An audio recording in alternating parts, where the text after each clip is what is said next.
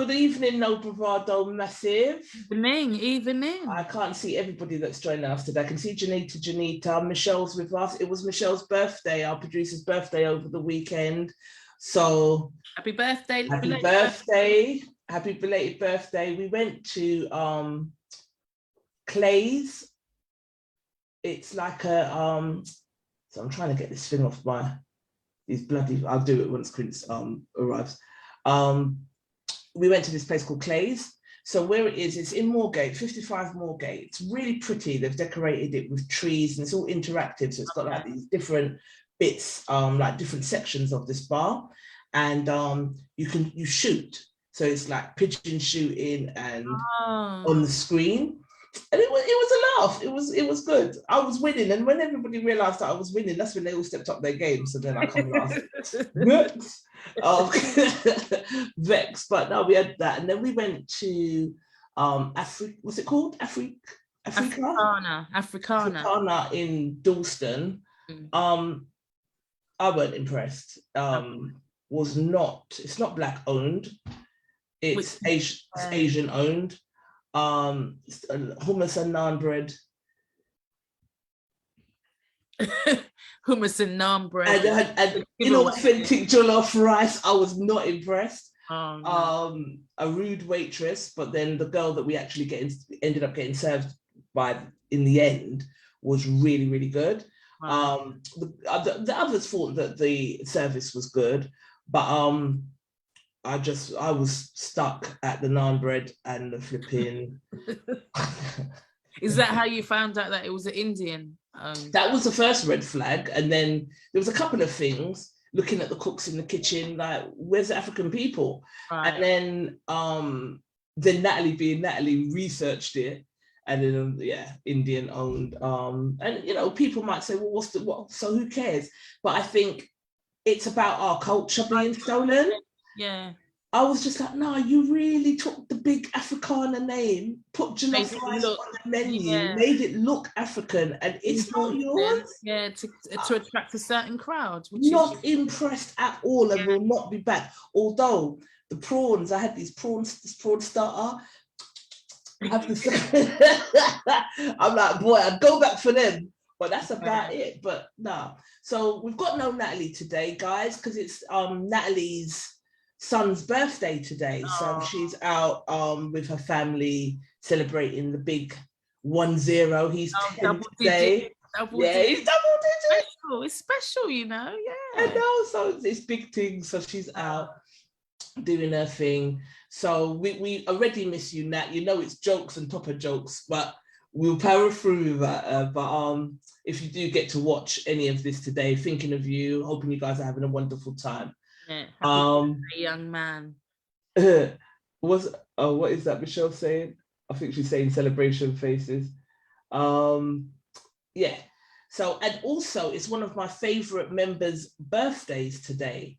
Davina, it's Davina's birthday today. So I don't know if she's watching, but if you are, happy birthday. Thank you so much for your contribution. You've been just love and light to the group. You're always posting. Your contribution is valued. So hope you're having a fantastic day and that the weather was better up there than it was, because I think she's in Manchester. And I hope the weather was better up there than it was down here. What kind of madness? Hailstones, thunderstorm, all kinds of things. Now it's hot like fire.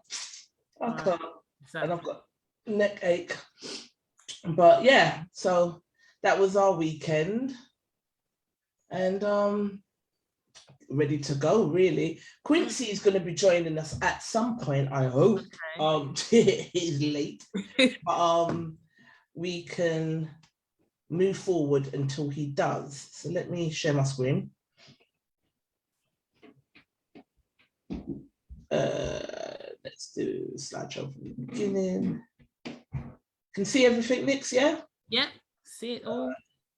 So I've said it's with Quincy and the General, aka Nikki. So what's new with us? New summer spring collection is out now by Diva Choice. We had a photo shoot recently. I don't know if any of you saw our live, but we had a blast, didn't we? Yeah. So we've got Asia here, we've got Hazel, Vanessa, Yvie, Yvonne, Charlene, Michelle Graham, yourself, and me. We had so much fun shooting. Oh, it was so good. Yeah, we launched our collection at Cupcakes and Cocktails on the 30th of April. Some of the pieces are up on the website. A lot of them sell out at the event. That's why we always try and get people to come down to the event so that they don't miss out. But we still have some pieces left. Some are up on the site, some are at our stockists, 113 to 115 Fonto Road. So I just wanted to show some of our pictures that we took. I love taking pictures with you. I think we create. I love it. And you know that picture of all of us there in the white? This one. My daughter was trolling me last night. She was like, look at my mother. Mommy's hot. Fire. I love it. It's beautiful. It is. It was a nice day. It was a nice vibe. And Natalie's a genius behind the camera. So if anyone wants to book a photographer, holler at Brandon Buffet Studios. We've also got our 360 machine available for hire for your events. But yeah, she's really good behind the camera. Our studio is quite small. It's a boutique studio. And what she manages to produce in that studio is just like, it just always blows me away. The vibes were good. We day drank, we danced. Yeah. We brought the dance to the shoot, and we had fun. And it definitely showed on camera. So yeah, this is some more pictures. This picture, oh God. It's just so lovely. Yeah, I'm really enjoying celebrating our beauty. Yeah. Black women's beauty, and I'm always honored when someone says that they want to be a brand ambassador or that they want to be, hang on, Quincy's texting me. Okay. Sorted something, just sorted something. Where are you? How long? Yeah. I'm always honored when women say that they want to become a brand ambassador. And when you guys come to shoot, you show up and you show all the way out. Then we got Mummy in a couple of shots. And she looks fabulous. She's still very unwell because she got long COVID last year, and we're still tackling that. So we have good days, we have bad days, but you'd never know it just the way that she shows up and shows out every freaking time. So this shoot was very special to me. It was, I was glad that she was able, because at one point, we thought we was going to lose her. Yeah. So here she is, just being fabulous, and yeah, it just means the world to me. So guys, my new collection is out and available on my website, my boutique, my online boutique, www.divachoice.co.uk. So that's what's up. Right, moving on to our current topic. Boy loses finger in racist bullying attack. Have you heard anything about this? I'm going to stop the share and then we can go back to it. Yeah, I've been reading about it, and I just don't understand. I do understand. They just don't care. They just don't get it. Schools and things don't actually. Because that bullying couldn't have started at that one attack. It's exactly that. And I think the mum was saying that he was saying something was happening at school, and then the mum went. Didn't understand. Yeah. So she went and saw them. They said, "Oh, don't worry, we'll sort it out by the next day. It will be sorted." And then she said, by the next day, she's getting a phone call. He's screaming down the phone at her because he jumped over a fence and caught his fingers. And then they left him. They didn't phone an ambulance, but didn't let her take him to the hospital. What? And then he was sitting there for hours. And then he got to the hospital, and then he was sitting there for hours. So why didn't they let her take him to the hospital? Because they said it wasn't safe to wait for the ambulance. I'm sure that's what happened. That's what I was. Wow. Yeah. And it was like he had like a 7-hour delay. By the time he was transferred to another hospital, it was too late to save his finger. They tried to save his finger, but they had to amputate it because it was too late. It was, it's just sickening. Apparently the school's been shut down now, though, I've heard. Shut it down. That's what I heard today, yeah. But I mean, still, that trauma is going to live with that kid for the rest of his life. Yeah. Oh, good evening, Stephen. Our producer is saying it's so disgusting and only came to national attention after mum posted on social media. Right. Stephen Oram is saying they drove 50 miles in total to get to a hospital, Stephen? Is that what it was? Well, 50 miles to get to an hospital is ridiculous. And all right, so this is why Natalie is so passionate about what next. One of the topics that, okay, he's saying, Stephen's saying, 50 miles to get to an hospital, which is ridiculous. Yeah. We had the incident with Child Q. Hey, Davina, how you doing, sweetheart? We shouted out your birthday, so you might have missed it. So happy birthday again. Good evening, T Smooth. But yeah, I was saying, we had Child Q. We marched, we rallied, we done what we need to do to a degree there. Then it kind of died down. Now we've got this. This isn't, as Michelle just said, this has only come to national attention since mum posted on social media.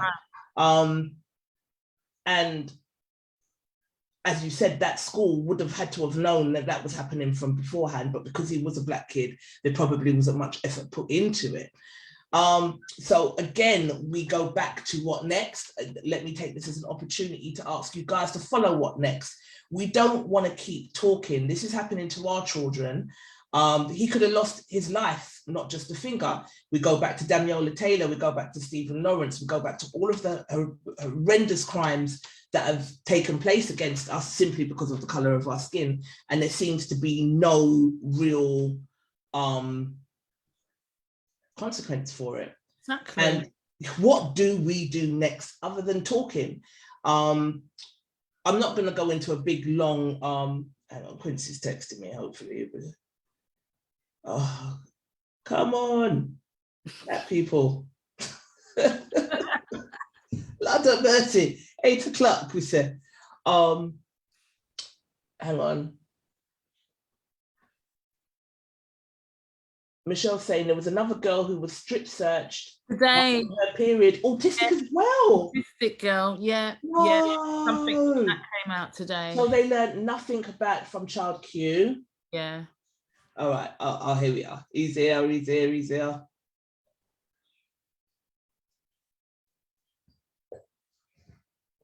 Yeah, we learned nothing from Child Q, and our kids are being strip searched and violated left, right, and centre. Talking about it ain't gonna cut it.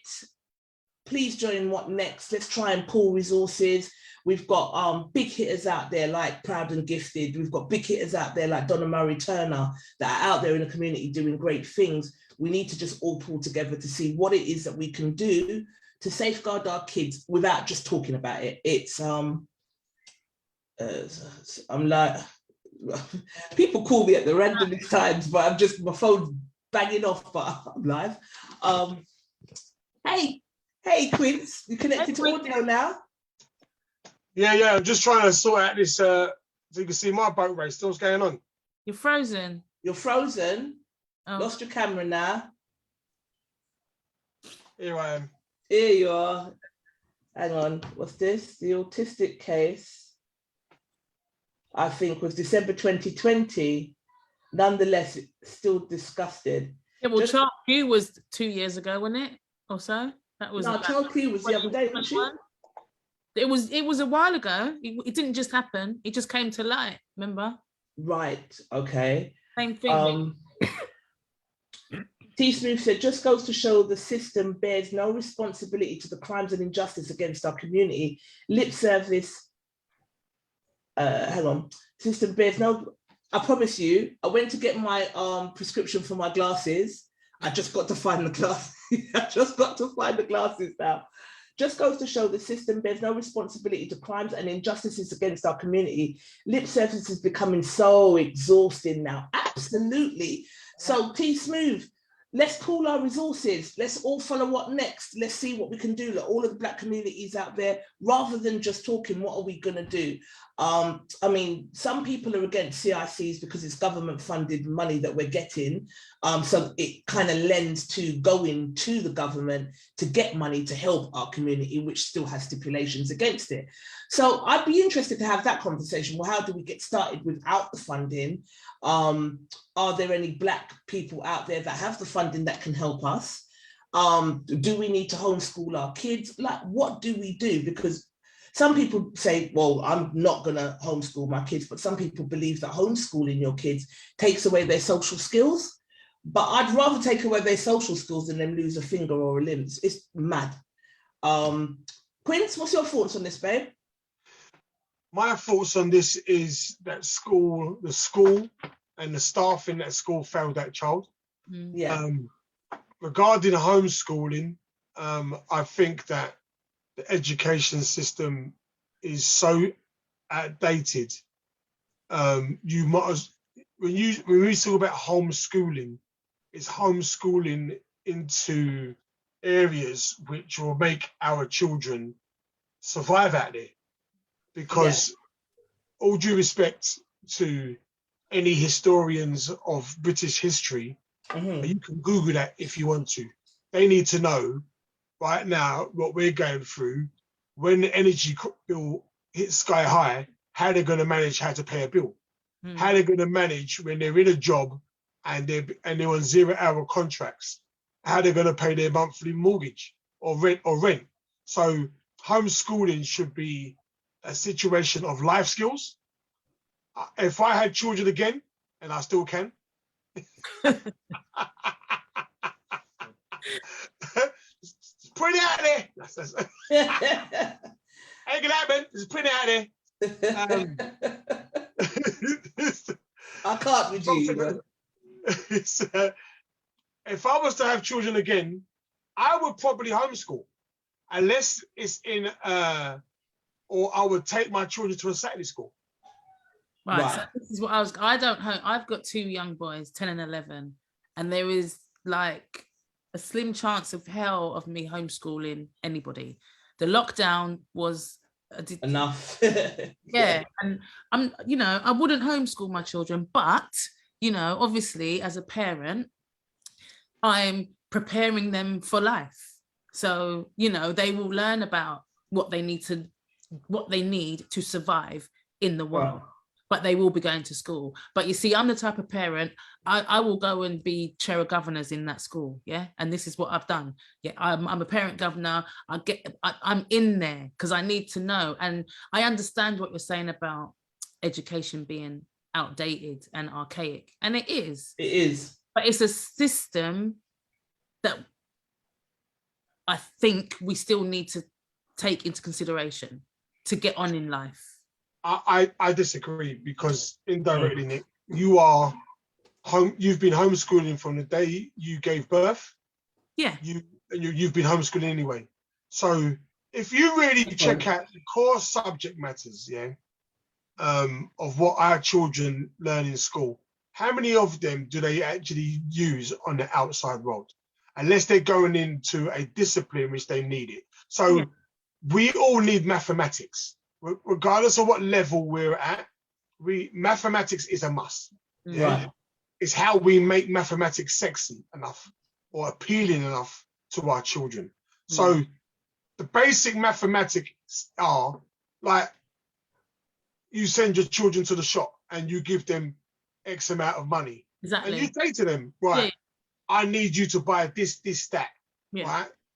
Yes, they're going to listen to what you say, but are they going to be... this is one thing my dad used to do, yeah?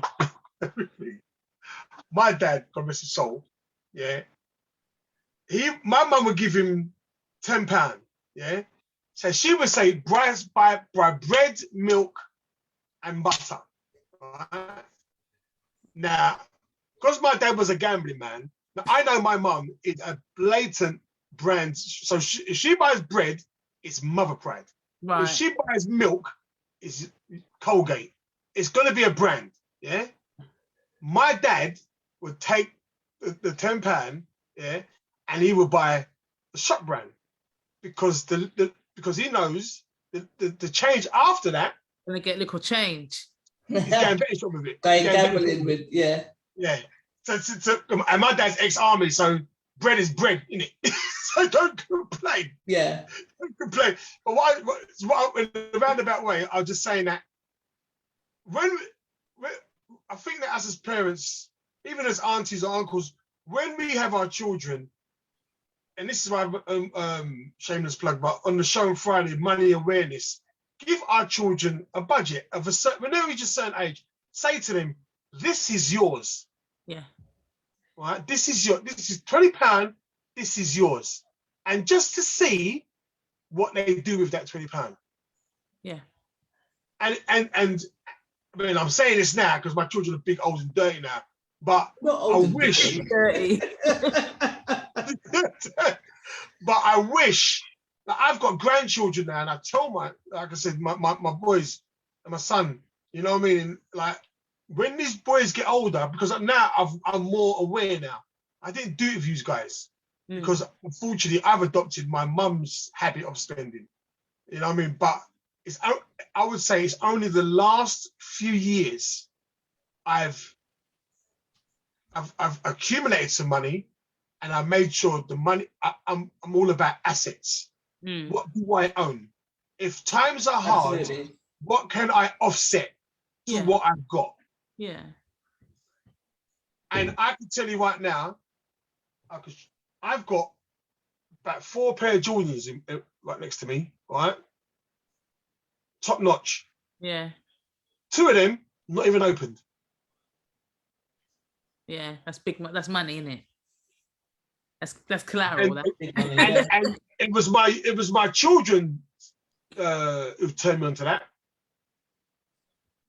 Yeah, sneakers is a big game. My daughter's other. We've got to talk about wine, water, gold, coffee.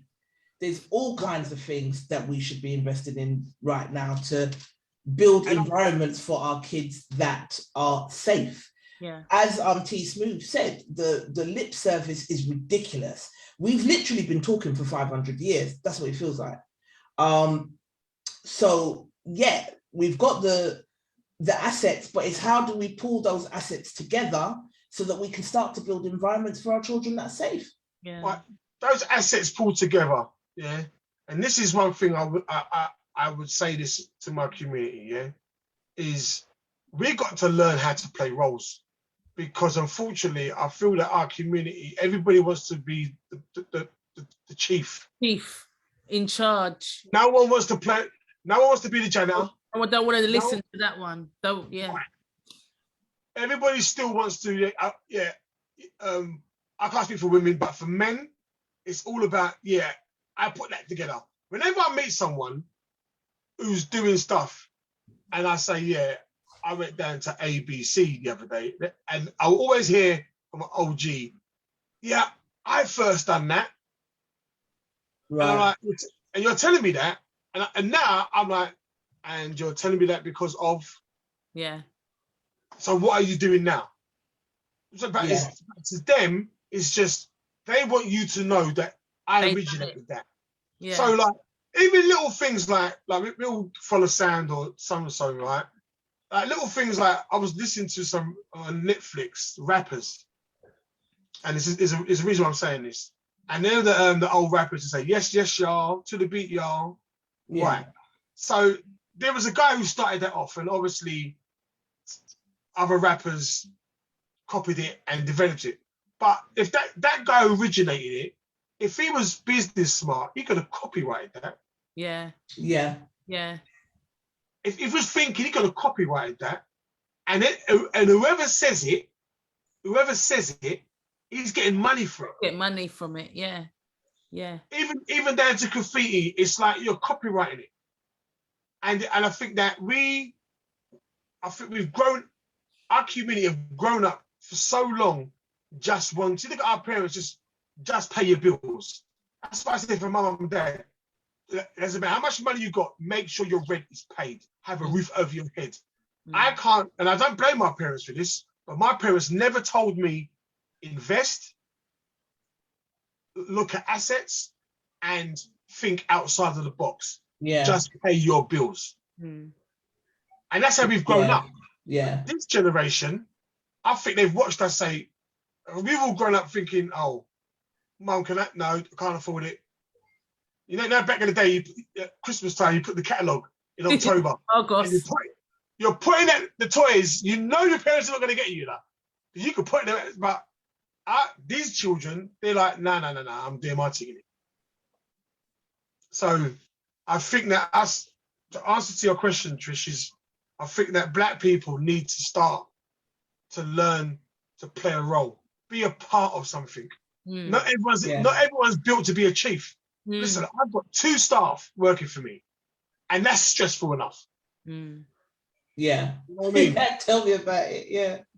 Yeah, Trish, you know, because you know your business, you know what you want, and then when you tell one of our own, and it's probably friends in that, no, I want it this way.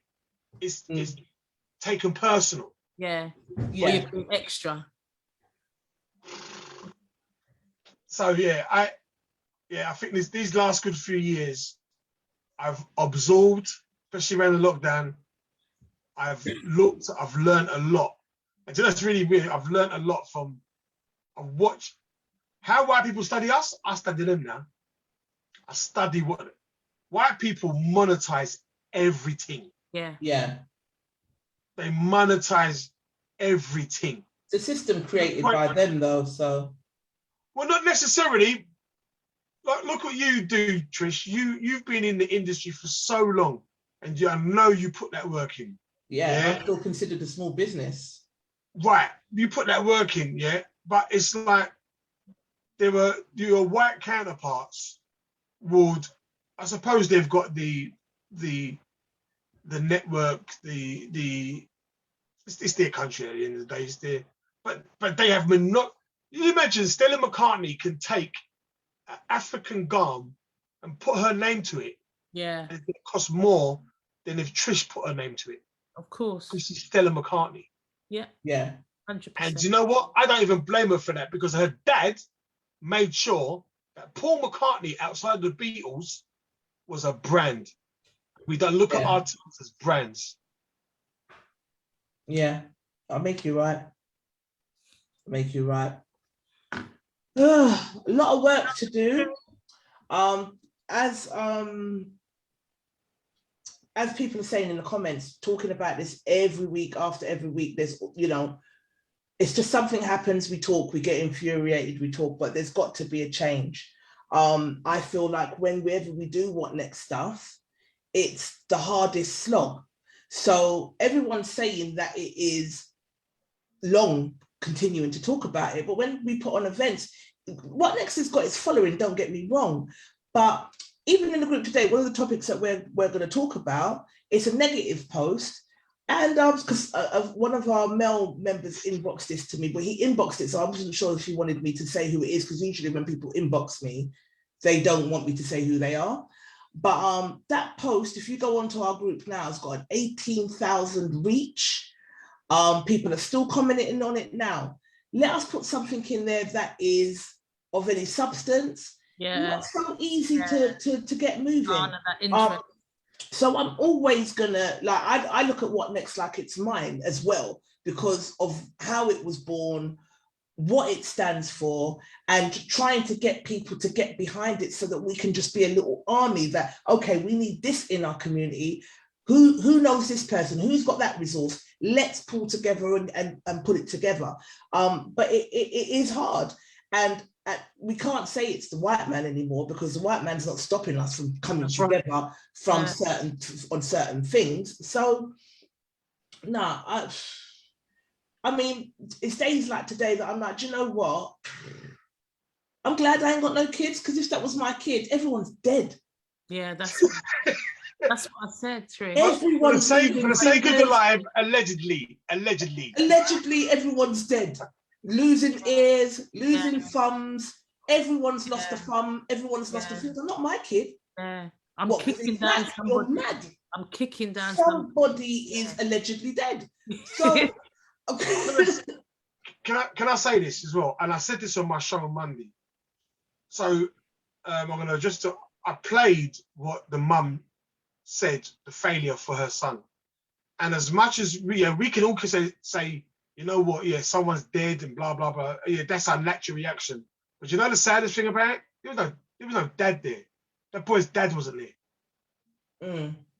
You understand what I'm saying? That mum, for whatever reason, and I don't know the circumstance 100%, but she went through that by herself. And that boy's dead out there somewhere. And you know what? It's like this goes back to the family thing. If the man was at home or the man was present, would those children have got away with what they're doing? Would they take liberties? Because you don't think a bad man, but let them know that people need to know that I've got bagative. As in the case, I've got a family. You've got a family. So is to me, that is the saddest thing about it. That mum is going through this, and that boy's dad is not even in the picture. Because on the newspaper, it's her and the two boys. Schools take the piss when they know that the mum is single. They take the piss. They do. Right. Schools particularly. But there's a post in the group. I was thinking about putting it up today, where the guy is just literally saying that if you have a child, you're on your own. He goes on to say, you have the choice of having the baby or not. So it's your responsibility. And then he goes on to blame single mums for the amount of single household that's produced men that end up in prison. And what we're saying is, okay, but where's the fellas? Where's the guys? No, but there is this narrative at the moment, and I'm not going to speak ill of the dead, but I think Kevin Samuels had a lot to do with this whole, it's your responsibility. It's, men don't take accountability. So you're saying that, Quince, but you'd be surprised the amount of men. Like I even said, I don't even really want to get into debating on this. It's not even worth me commenting. Was that guy American? Yeah, he was. Yeah. Black American men have got their own issues to deal with anyway, because they're fighting against their own black women right now. So they've got their own issues. And for reasons that I won't fully understand, but they've got their own. I've talked to black American guys on lives, and it's like, right, you really think like this? And it's like, listen, this is the long shot of it, yeah? Not just black Americans, though. I've heard some fools over here with the same shite. Yeah, but they were still quick. If even a woman was to open up their foot, it would still go in there. Exactly. Yeah. All day. Exactly. So I've got men like that. I've got no time for, because yes, the woman can get under your skin. Yes, sometimes the relationship don't work out, but there's still, yes, I get there are some women who might use your children against you. Yeah, I get all that, but there's no excuse why you can't show you are there for your. Even if, like, I've been down there, and even if the mum don't want to see the children, she does everything with your power. When that child gets older, they'll find you. When that child gets older and they start asking questions, where was you? And then if I don't see my child for 10 years, and this is I've seen this happen to friends of mine, and the guys have said, well, let me just show you this. Yeah. Now mummy's got to explain. Yeah. He got some explaining to do, child. Yeah. So for me, it's like men, we're taking on subject. Men, this man here, the father of that boy, he should have been there. He should. That picture in the Daily Mail and in papers, it should have been him, the woman, and the picture. Yeah, regardless of whether they're together or not. The conference should have been him, the woman, and the picture them. Yeah. Yeah. Absolutely, I agree. 100%. Even if they're not together. Yeah, exactly. If we're not together, but we've made the child together, you've got to squash any animosity you have. your child has pain inflicted on him or her. Yeah. Deal with the thing. Yeah. So it just sounds like they were failed at every single level. Quince, before we go on, can you share this onto your page? Yeah. I have. Oh, you have. Wicked. It just They sounds like they were really failed at want every single level. So they weren't allowed to go into an ambulance because it was unsafe. They had to drive 50 miles before they can get to one hospital, and all of that's contributed to him losing his finger. The mum put a GoFundMe up and for £10,000 so that she could get him a prosthetic finger. She's raised 70 something thousand, which is good, but it's never going to take away that trauma. Yeah, that trauma. It's never going to give that boy back his hand, the use of his hand. So yeah.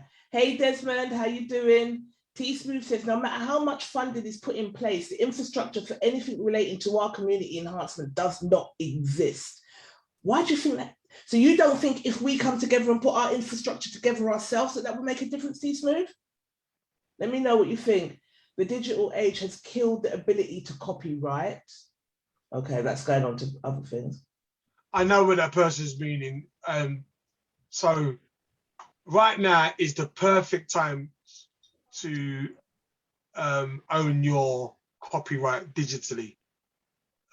Maybe it's paintings, because this is the age we're moving into.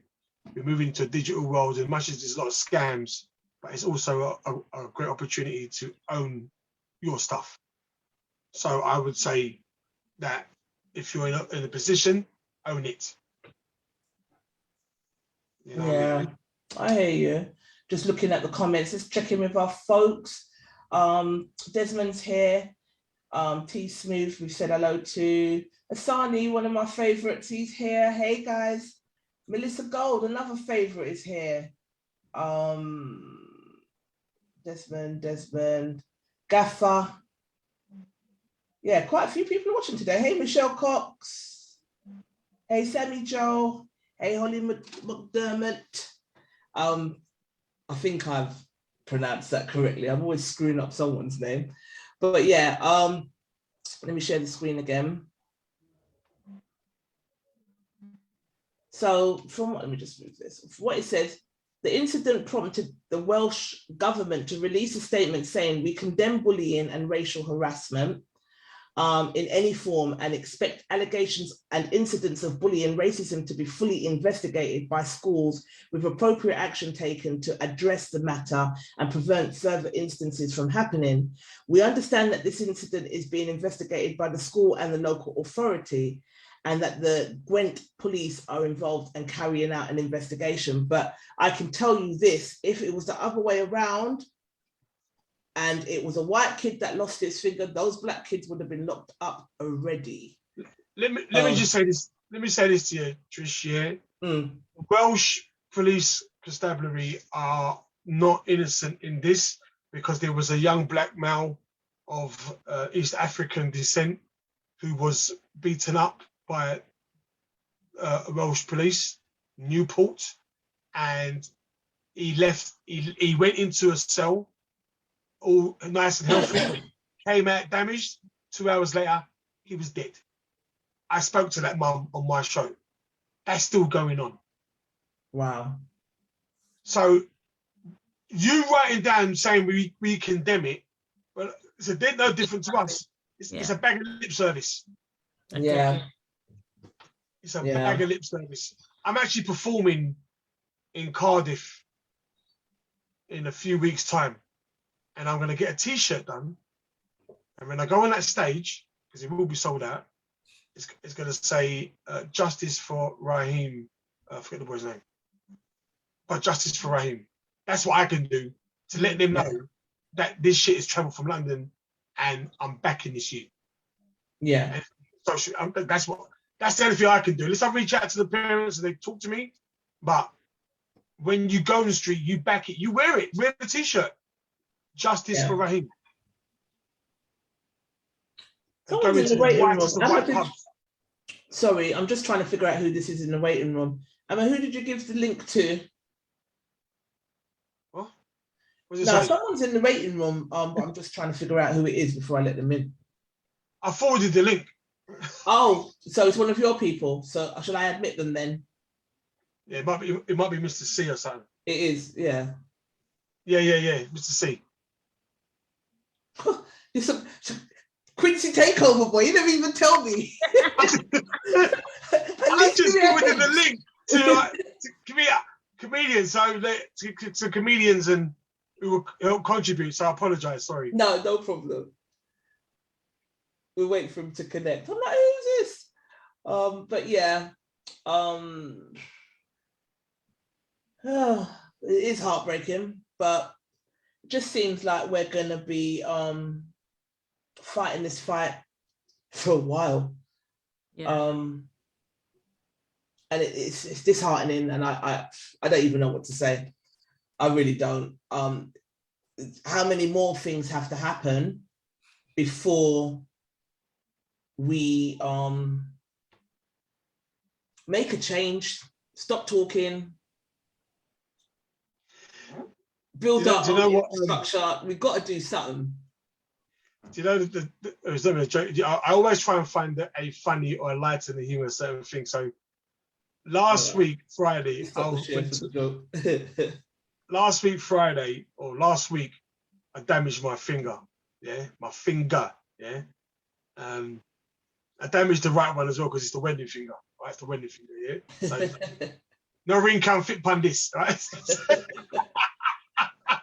You one of them. You against marriage. I'm trying. Ain't fitting. Right. So I was. Cut a long story short, my finger got infected. To see how it is now, yeah, it was literally like this without the dressing. Right.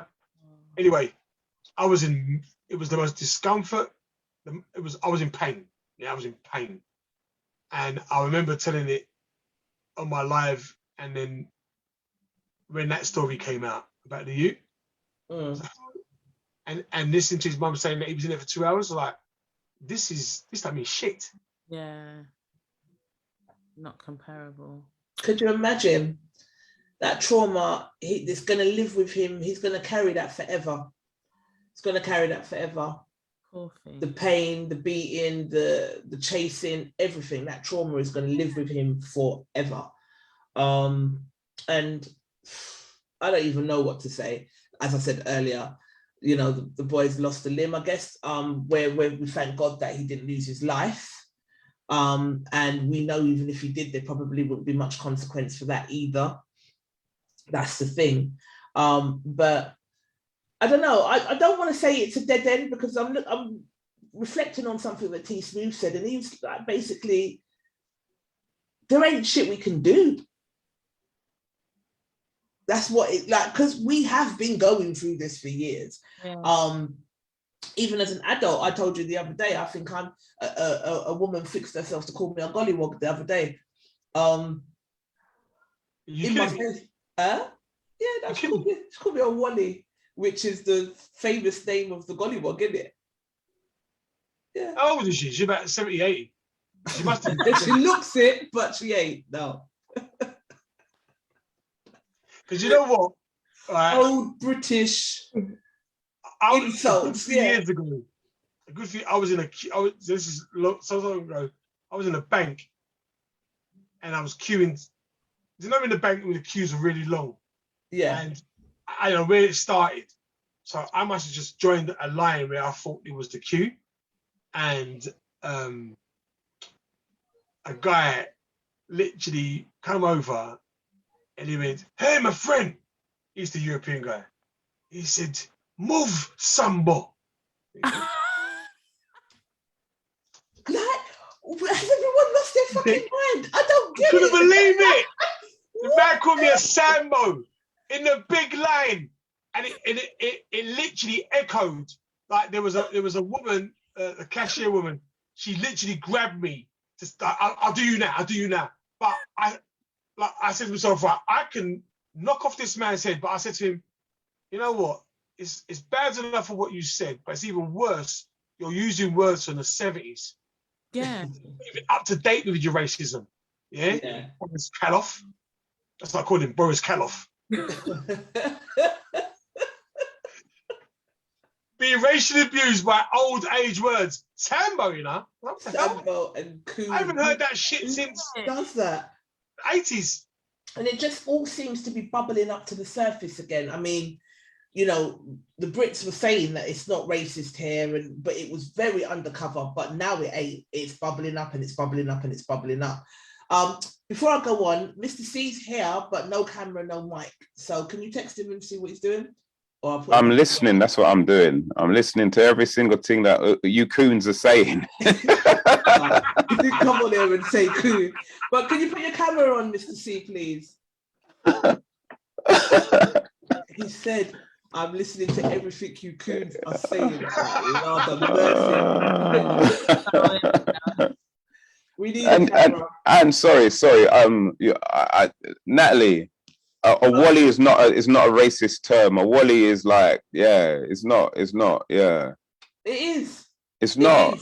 It is. It's not. I'm not going to debate back and forth with you here, but it is. It's the name of a gollywog, and that is the famous name of the gollywog. So when you say it to certain people, they're like, that's the gollywog, yeah?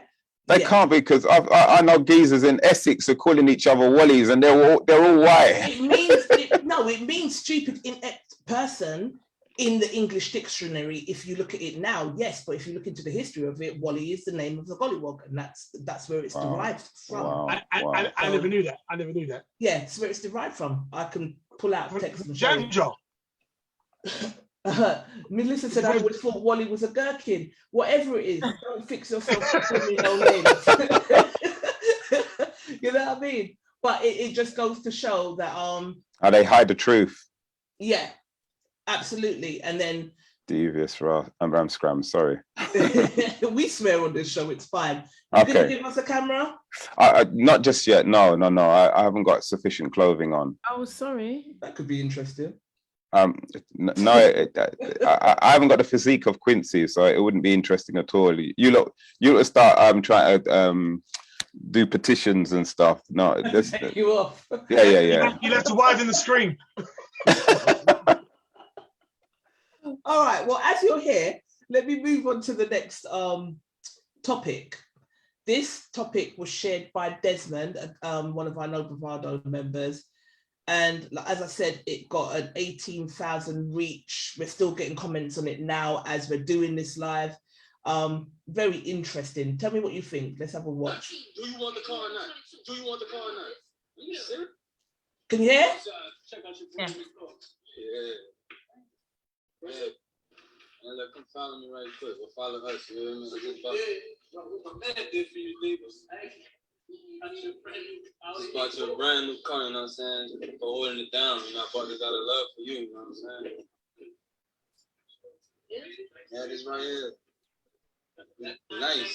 Look at the color, look at the shine on this thing. Yeah, the S-line on that thing. You know? LEG daytime running lights. You hear this, man? Come on now.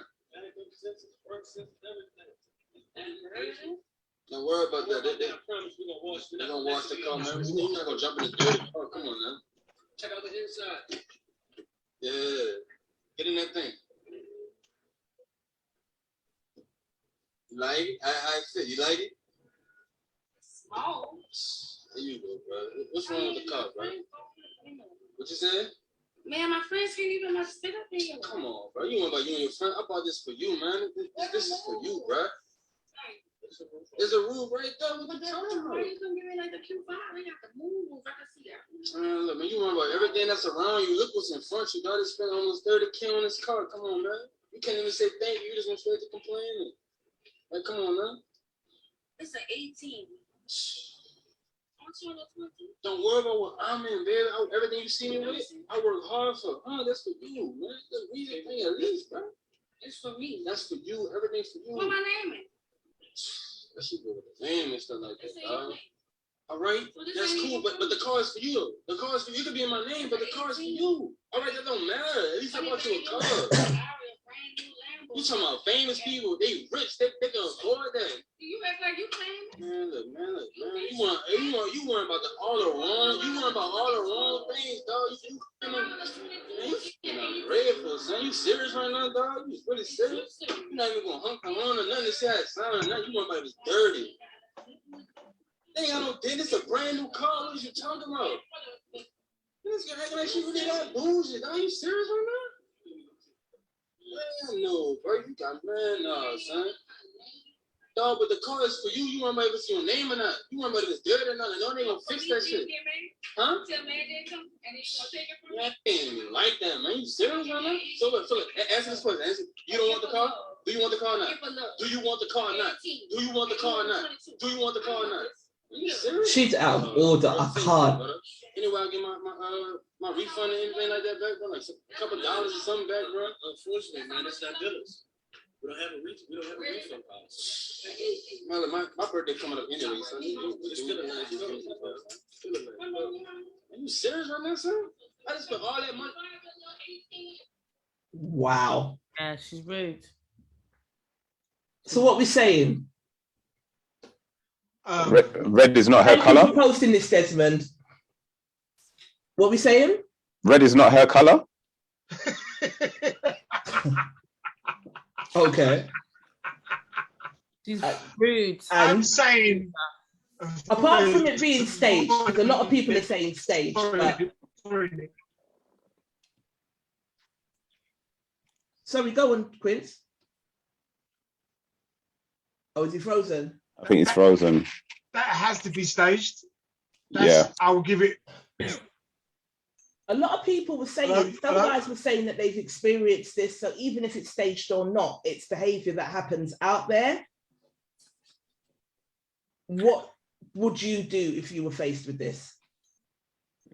It's simple. I'd give the car to my side chick. Who is this fella? And this is why he's not come on with no camera, isn't it? You know, Mrs. T. You know, Mrs. T. I think I know who it is. The guy that hosts the brunch. You do know. Everyone knows Mrs. T, man.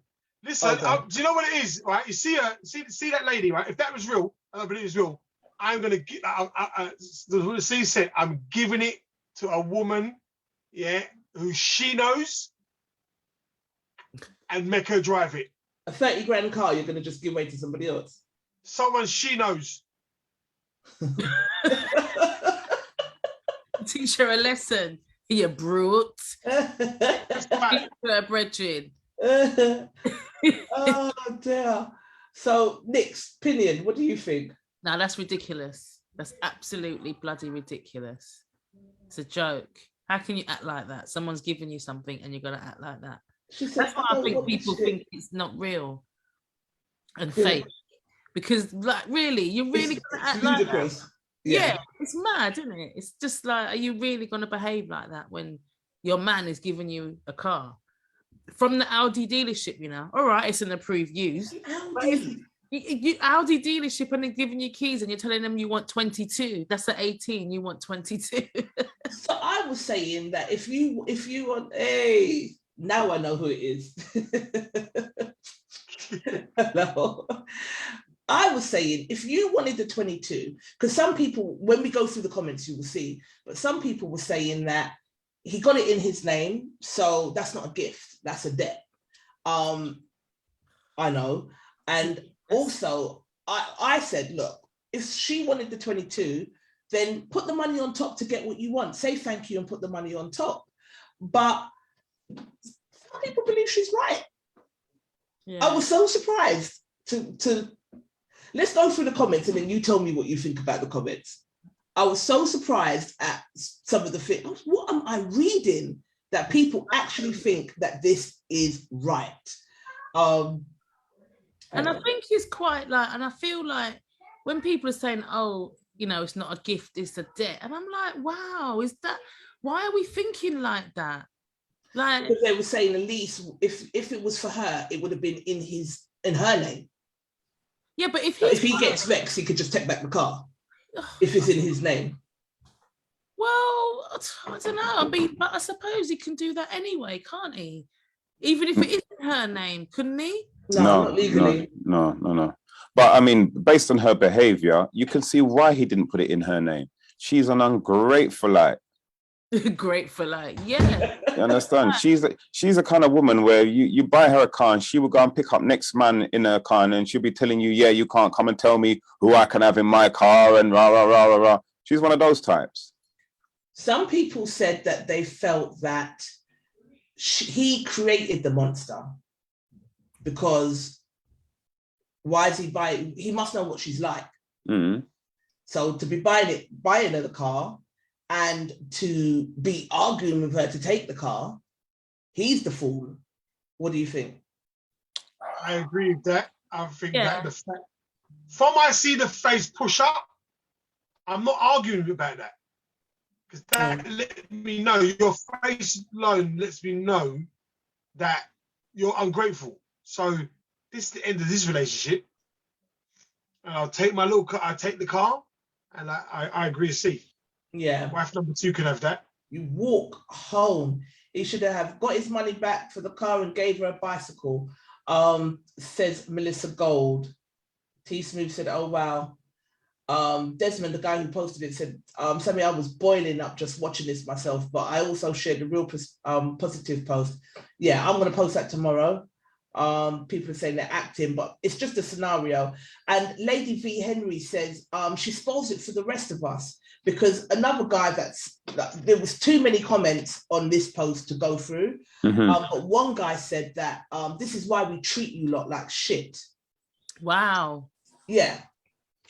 And that struck a chord for me, because it's like there are good guys out there. Like if you watch the show or if you've seen some of the guys that we've spoken to, some of them have really got stung out there. So there's good guys out there and there's good girls out there just getting stung left, right, and center. But guy who said that, Trish, is single, and he's got biceps like Arnie, because that's what he did to himself. Because any person with that attitude has got no gal, no girls. No, you'd be surprised. Some people with that attitude have got gal, and they've got gal in abundance. But what it is that people like that are damaged and they need healing. That's what they need. Yeah. Because you can't take somebody like that and treat other people who are not displaying that kind of behavior like shit. You know what I mean? You're damaged and you need healing. Whoever he's around, if it's a female, they're damaged goods as well. When they say hurt people, hurt people. Yeah. Yeah. Yeah, but the thing is, they don't just hurt people; they hurt decent people as well. Absolutely. Just walking around and spewing their hate on everybody and their hurt on everybody, and rather than just looking at yourself and healing. Because I think that it takes you have to take responsibility for the type of person that you get into relationships, entanglements, whatever you want to call it, with. So I choose not to wear victim hat. Something happens and you saw red flags, then be truthful. You saw those red flags, you ignored them for whatever your reasons were. So yeah, I think it is about us taking responsibility for the types of people that we date. But I don't know. I do think that there are girls out there that are behaving like this because we've heard it. Guys have said on the show. One guy came on there and said that someone flipping, did our last show actually, someone set up a direct debit took £2,500 out of his account and then set up a monthly direct debit for further payments without his authorization. And I'm like, who does this? Woman with good pum pum. That's what I was gonna say. We know, innit, Quince? We know. You understand? We're too busy. We're too busy sleeping and recovering from it. Guarantee, yeah. She's putting that contract aside after she's done walking out. Yeah. That's the Samson and Delilah effect. Oh, not you, Miss Delilah as well. You can do anything to that man afterwards. After you give it to him that good, you can do anything. Yeah, man. Yeah. A man like Stephen Hawkins. Yeah. I had some boom and what it did to me. I can't even sign the direct debit. You do it for me. She's done it from his account. So I don't know how she got into his phone, but put her details into his account and set up the direct debit from his account. So she took the 2.5 from his account and it flashed up on his phone, and then went on to find out that she'd set up a direct debit. Rude. Yeah, because she flipped him. She flipped him. He didn't give her authorization to do that, flipped or not, though. Yeah, but he knew. But I guarantee when he found out, he didn't turn around and curse her out or was. He did give her authorization because that's the thing. I bet she done something like, I'm very disappointed in you. Yeah, he lowered his voice when he spoke to her, Quince, innit? Yeah. There was no bass in his voice. No bass at all. Bass in his voice. And he did give her authorization. I'll tell you when he gave her authorization is when he said, Oh, ew. That's authorization.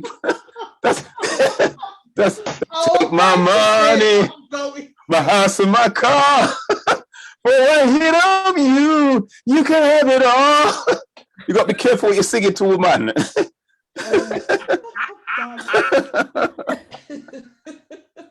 Oh dear. And you know what? He was probably chasing her for so long. Mm-hmm. That is why she knew. Mm-hmm. She knew. That's why she was comfortable doing that. And they're probably still friends now. Yeah. So you think it's his fault? I won't say it's his fault, but he's allowed she's put the pum pum juju on him. Yeah. Oh, Hey, know, listen. I've always said, like, you people only treat you how you're allowed them to treat you. 100%, Nikki. If that's how she got him, then that's how she got him, innit? Delilah Pum Pum or whatever it is, that's how she seemed to got him. He's begging her to come sit down, take a look inside, move yourself. Listen, you're mad.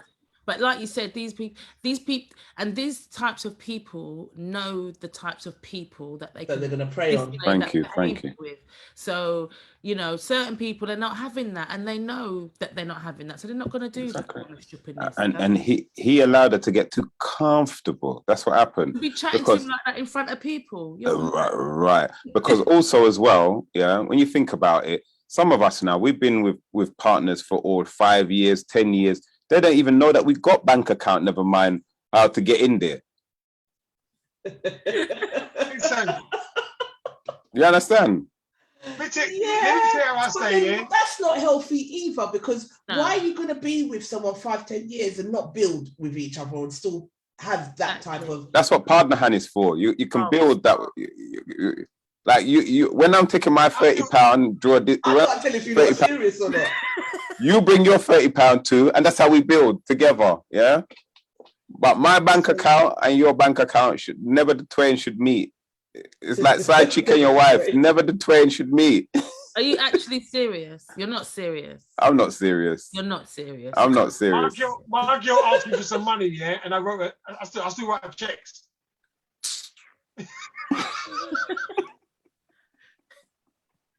Sign baby, how much you want? Yeah. No, seriously though, it is. I think some people trust too soon. That's what it is. Yeah. Before they get to know the person and know their character and know their values, they trust too soon, divulge too much too soon, and that's how these people get allow people to take advantage of them. Yeah. Another rule that comes from an insecure place as well, because sometimes that when you allow that, there's a part of insecurity within you, and if you know yourself, you know what I mean, you would recognize the flag. You ignore the physicalities of that person, and you're like, this person gets under my skin, so I recognize these flags. Let me address them and see how they react. I don't think that as we've got older, we will address things. Right. We will address things, and we should be addressed. And if you're into that person, you react accordingly. You know what I mean? If you get vexed, you say, well, do you know what? How this person reacted lets me know. I don't think, as nice as they are, I don't think they're right for me. That's why me and Tristan worked out.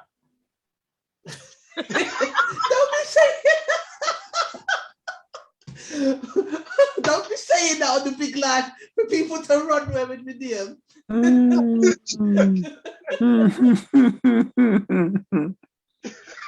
You've always been in a relationship, as far as I know. That was a jokey joke, people. Jokey joke. Don't be inboxing my phone. Someone to throw bread in my eye when I'm out. Do you know what I mean? Next thing You know, listen, many a truth is said in jest, you know. Oh dear. And then, The only connection we got is with Beijing. I love her for that. oh, my Bayesian brother. Listen, one thing with women, they look to beat the woman, but not their man. Mm. So even in jest, I can expect some brandy in my eye. So it's joke, we're joking, yeah. Let me put it Well, out I can there. tell you right now, Nick, where I was yesterday, you probably get some lawsuits because I was around the most corned beef women last night. Corned beef. What's corned beef? Women. Two bob. It's what? Two bob. What's two bob? Roots. Two bob. Corned beef, like you listen to white women when they cross their legs, and it's like it's like corned beef. You're gonna make the Facebook get shut down. I was in the most of the corned beefs last night. Huh? Oh yeah, you was at that book thing I saw. Was it a book? Yeah. Yeah. So they're gonna give you lawsuits, Trish. They're not gonna. They got to stand in line, mate. They got to stand in line. Karens don't stand in line, you know. Eh? Karens don't stand in line. I'm up against Karens one at the have got moment, privilege. boy. Trust me, up against one at the moment, and it's quite scary because there's no reasoning to it either.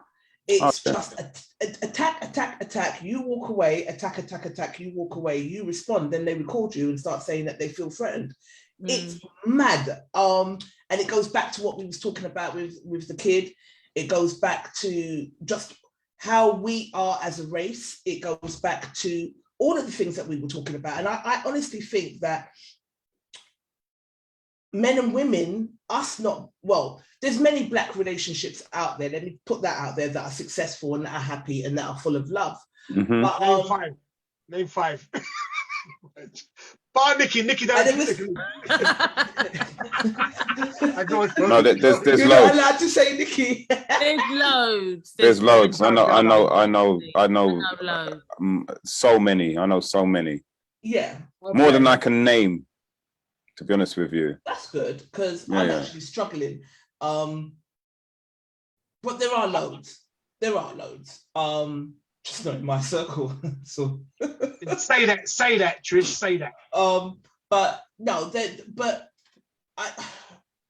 do we think that the traditions that have been set on us are just not for us? Because, like you said earlier, Quince, the dad of that little boy should have been about, but he's not. Then we're talking about ungrateful women with men, and us just seeming to attract the wrong people. Then Mr. C's gone on to say our bank accounts should never meet. And although he was joking, there are lots of guys that feel that way. Like, I'm not going to ever get married. I'm not going to. What do you think? Do you think part of the demise of our race as it stands and all of the injustices that happen to us is because we can't come together as a family unit? No, I'd say it's not because we can't come together as a family unit. It's because there's been devices set to separate us from being a family unit. That's what the problem is. It's not us. We are not the problem. It's what's been done to us, what has systematically continued to be done to us. It's things like when you see that if a man and a woman lie down together and they create a child, that the child is given to the mother, and the burden of responsibility or financial responsibility is given to the man, and that even if he wants to play an active part in the raising of his child and everything, if they're not married, then there's a whole heap of complications and problems with that. So from those kind of things subconsciously shape a person's mind to feel so that what's the point? Right. Why should I even be bothered? You see what I mean? Right. I saw a post today which I thought was hilarious from a woman who pointed out that there's all this stuff about abortion, and that, women saying that, it's my body, so therefore it should be my right. I should be able to choose. But yet, if a woman and a man lies down and the man says, look, I don't want no children, and she even steal his sperm, he still has to pay child maintenance. Even though he's saying from day one, I didn't want a child. Number two, I didn't give you consent to take my sperm, but yet she's stolen it. But now she can. No, he inserted it without a condom. No, because there's times where they've taken the condom and emptied the condom inside themselves, and the man still had to pay maintenance. Yeah. That was in France, see it? That was in France. Yeah. You pay maintenance, yeah. Or worse still, the woman will say that she's on the pill, that she can't have children, all these other circumstances which have happened where the guy's straight up saying, I don't want children, I'm not up for children, blah, blah, blah, blah, blah. And then he's been tricked or conned into having children. And then when it comes to like, well, he's got no say in whether she keeps the child or not. But again, he has to pay. So again, she was just saying, well, hold on. Hasn't the man got a right to say, this is my body, this is, part of my body, therefore I should have a right to say whether the child is created or not, or worse still, this is my money, I should have a right to say what I spend my money on. So there's a lots of governing factors, but the truth is with us as a society is that a lot of our traditions, our cultures have been stolen from us, have been hidden from us. So we're in a westernized world trying to assimilate and trying to fit in so they don't brutalize us even more, kill us even more, ostracize us even more, reject us even more than what they already are. And because of that, we lose essence of who we are in that process. Right. That's why our women, our young women, for example, there's a large minority of them who are lost. There's a large minority of them who still embrace their natural blackness. But there's a large minority of them, a good 47%, 38% of them cannot leave their house without paint their face. Yeah. So why would a man want a woman like that? Why would a man want a woman who's not comfortable in waking up and going outside with her own natural face? Why would he want that as a woman? Yeah. You'll have a lot of women that will say that when they are natural, those are not, the guys don't go for them. They don't want them. No one don't want them. So it's brainwashing on both parts. I mean, we touch on hair on this show a lot, so we always talk about it. It always comes back to hair, and we always. It's a subject for me. Your baldness is cool. You look up. Sorry, I should say it's an untouchable subject for me. Quincy, you still got all your locks. Yay! You not losing none. You're not lost none now. From that day that starts, there's nothing more off-putting seeing a dread. It's ridiculous. And then twisted from here. Yeah, now stop it. Cut it off, man. It's not dreads. It's a towel. It's a towel now.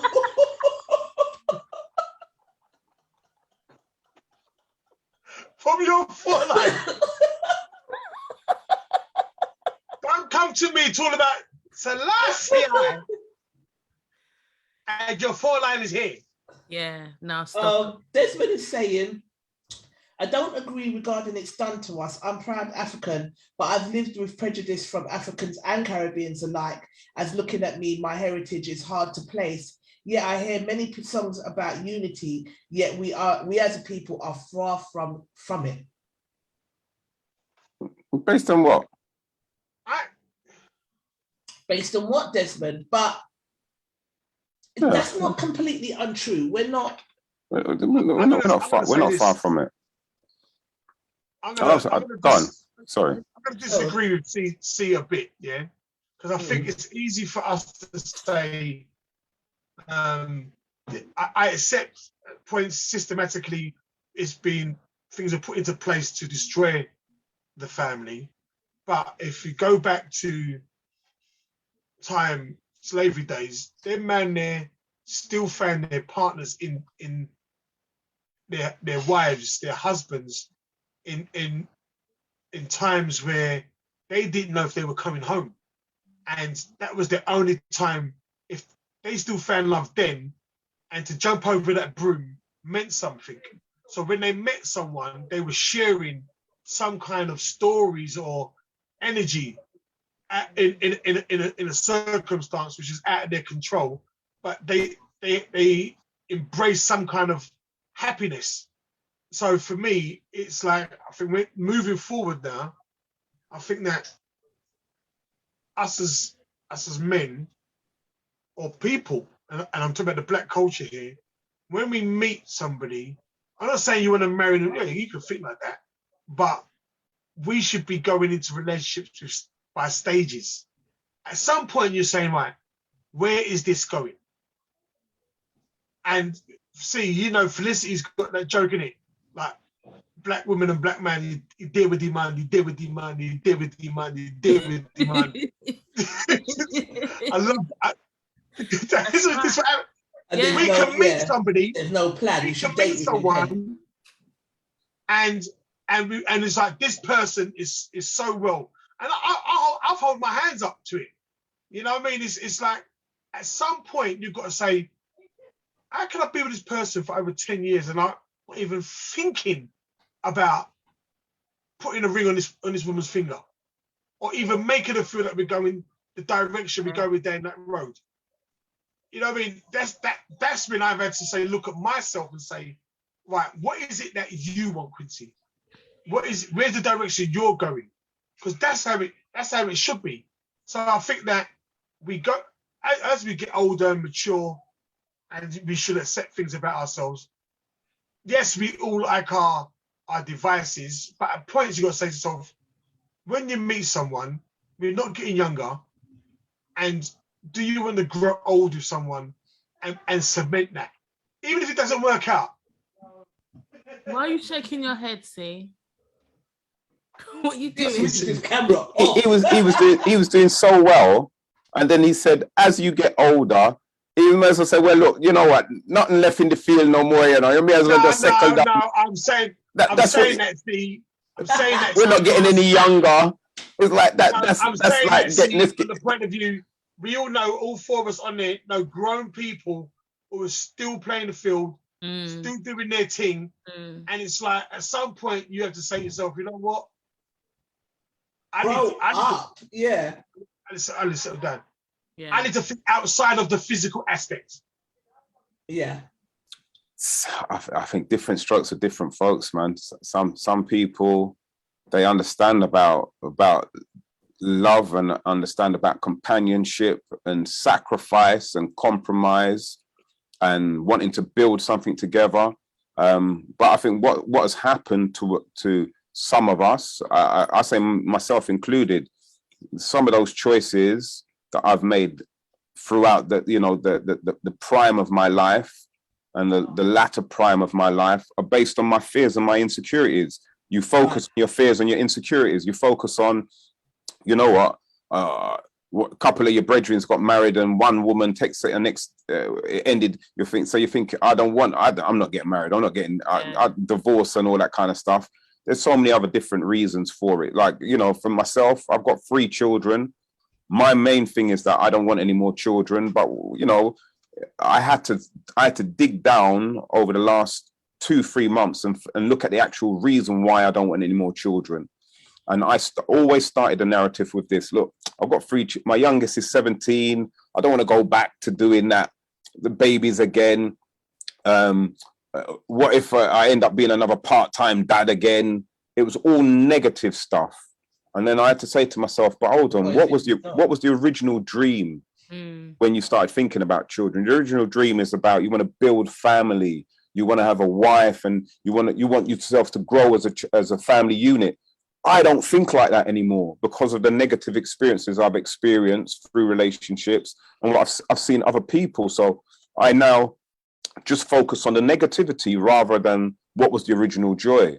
And I think that's what's happened. Society, through what they show us, through the programming and the programs, that even conscious people like us are still affected by this. Absolutely, yeah. You know what I mean? Because like when we was growing up, when our parents was growing up, there was none of this reckless, wild Sodom and Gomorrah TV that we see today. So even us as children, when we grew up, we did have kind of family values because we grew up on Heart to Heart, the Waltons, Bless This House. We could think of numerous things where there was a family environment, there was loving and caring, there was problem solution. The solution was always about doing good. Whereas now what have we got as a family program? What we can say, sit down as a family and watch mother, father, daughter, son, which is holistic. Name me one program. Do you know one of my favorite programs, as you mentioned that? And I remember it really stuck out for me as a young boy, and it was in it. Little House on the Prairie. Little House on the Prairie, man. What a program. What a program to watch as a family. Someone said Blackish. Yeah, Come Blackish, again? yeah, but that's now, and it's like, how many young people watch that program? We would watch it, but Little House on the Prairie was, like Cee said, was sat down and watched by everyone. The whole family could watch Little House on the Prairie. The Little House on the Prairie was a white family. So from an early age, we was programmed to believe that wholesome family was white, but that wasn't our reality. No, I don't think so. I think at that time, when you watch something like Little House on the Prairie, you watched it from a point of view as family unit, as a family unit. We didn't care whether they were white. All of our TV was white back then. It didn't really make any difference. They weren't saying anything. There wasn't anything. You as a family, as a black family, could watch on the wall and say that this doesn't really apply to me. Mm. Yeah, and I go back to, there was an episode, I'll never forget it when I was young, with Todd Bridges. Todd Bridges. Yeah, remember that episode? Todd Bridges from Different Strokes was in it. And the father, it was like, it was basically tackled racism. And it was like, that episode always stuck out for me. And like Cee said, there was, in those stories, in the House of the Prairie, it sounds cliche, but I saw solutions. I saw a family who sorted out an issue, and they sorted it out together, and that's what I saw. Yeah. Yeah. And it was relatable. Yeah. It was relatable. It was like the schools being closed down, and it's the only school within the area. The corporations coming into the local area to swallow up the business. So it was so relatable. School bullies, that was relatable to us growing up. Yeah. So going back to what we were saying, it was like those programs. We've grown up with those programs, like Cee said, and what's on TV right now. Yeah, is got a lot to me. To do with it is video games. It is shocking. Video games, the violence in the video games, YouTube. Yeah. There's a whole lot to do with it. Phones, having access to phones. We didn't grow up with phones, so there's a whole bunch. Picking Desmond up again. Desmond says that he believes that part of the issue is us, and he's gone on to give an example. Mm-hmm. And who's iPhone in the thing now? Did you give the link to someone else, Quincy? That's all right. Just don't let me. No comment. I messed up. Oh. So going back to what Desmond said I'm talking what I've lived. I work in the office, and a colleague was talking about all nations and how Africans smell of BO. When I did not laugh along with the other 6 people, she looked at me and said, "You're not African, are you?" I answered, "Yes, I am." To which she said, "You don't look it." And I was like, "Really?" Okay. So what he's saying is the stereotypes do exist within the Black community, and there is a division between African and Caribbean when there shouldn't be. Those people there, you pull them up, you don't entertain a conversation. Yeah. They are a certain class of people who think like that, and they're dregs of society. Don't entertain it. And I don't think younger people think like that anymore. They don't. Younger people don't think like that. And I'm saying this because I've got 28-year-old daughters, twins, and they are the minority as Caribbeans amongst their friends. Yeah. Right. You know, and what you were saying earlier on about education, they're all educated. They've all been to uni. They've all got good jobs. They've all got degrees. They're all doing well. They all are also doing their side hustle. All of them. They've all got something else going on.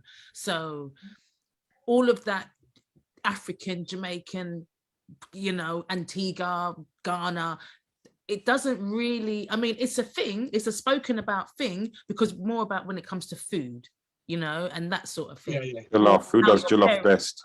Yeah, and that kind And of how thing. to say But- plantain or plantain. Plantain, exactly. But I don't think now, you know, our younger generation, that's gone. You know, that is gone. The older generation of the people that are holding them silly stereotypes still, in my opinion, you know. But are they silly stereotypes? This is what they're we've. silly stereotypes. No, they're not silly stereotypes, They because are in silly stereotypes. that example that he gave, depends on when did he, as an African, land in this country. Number one, because what he'll find himself being in is in a shared experience which he has no knowledge of. So number one, if he's never been to nations in that era, he's no idea whether that is a truth or a lie, what those people are talking about, or a stereotype based on fact and the truth. Yeah, but a stereotype can't be based on facts, because a stereotype Stereotype applying is based on- the one thing from one, you know. Do black people like chicken? That's the, yeah, but again, not all black people like chicken.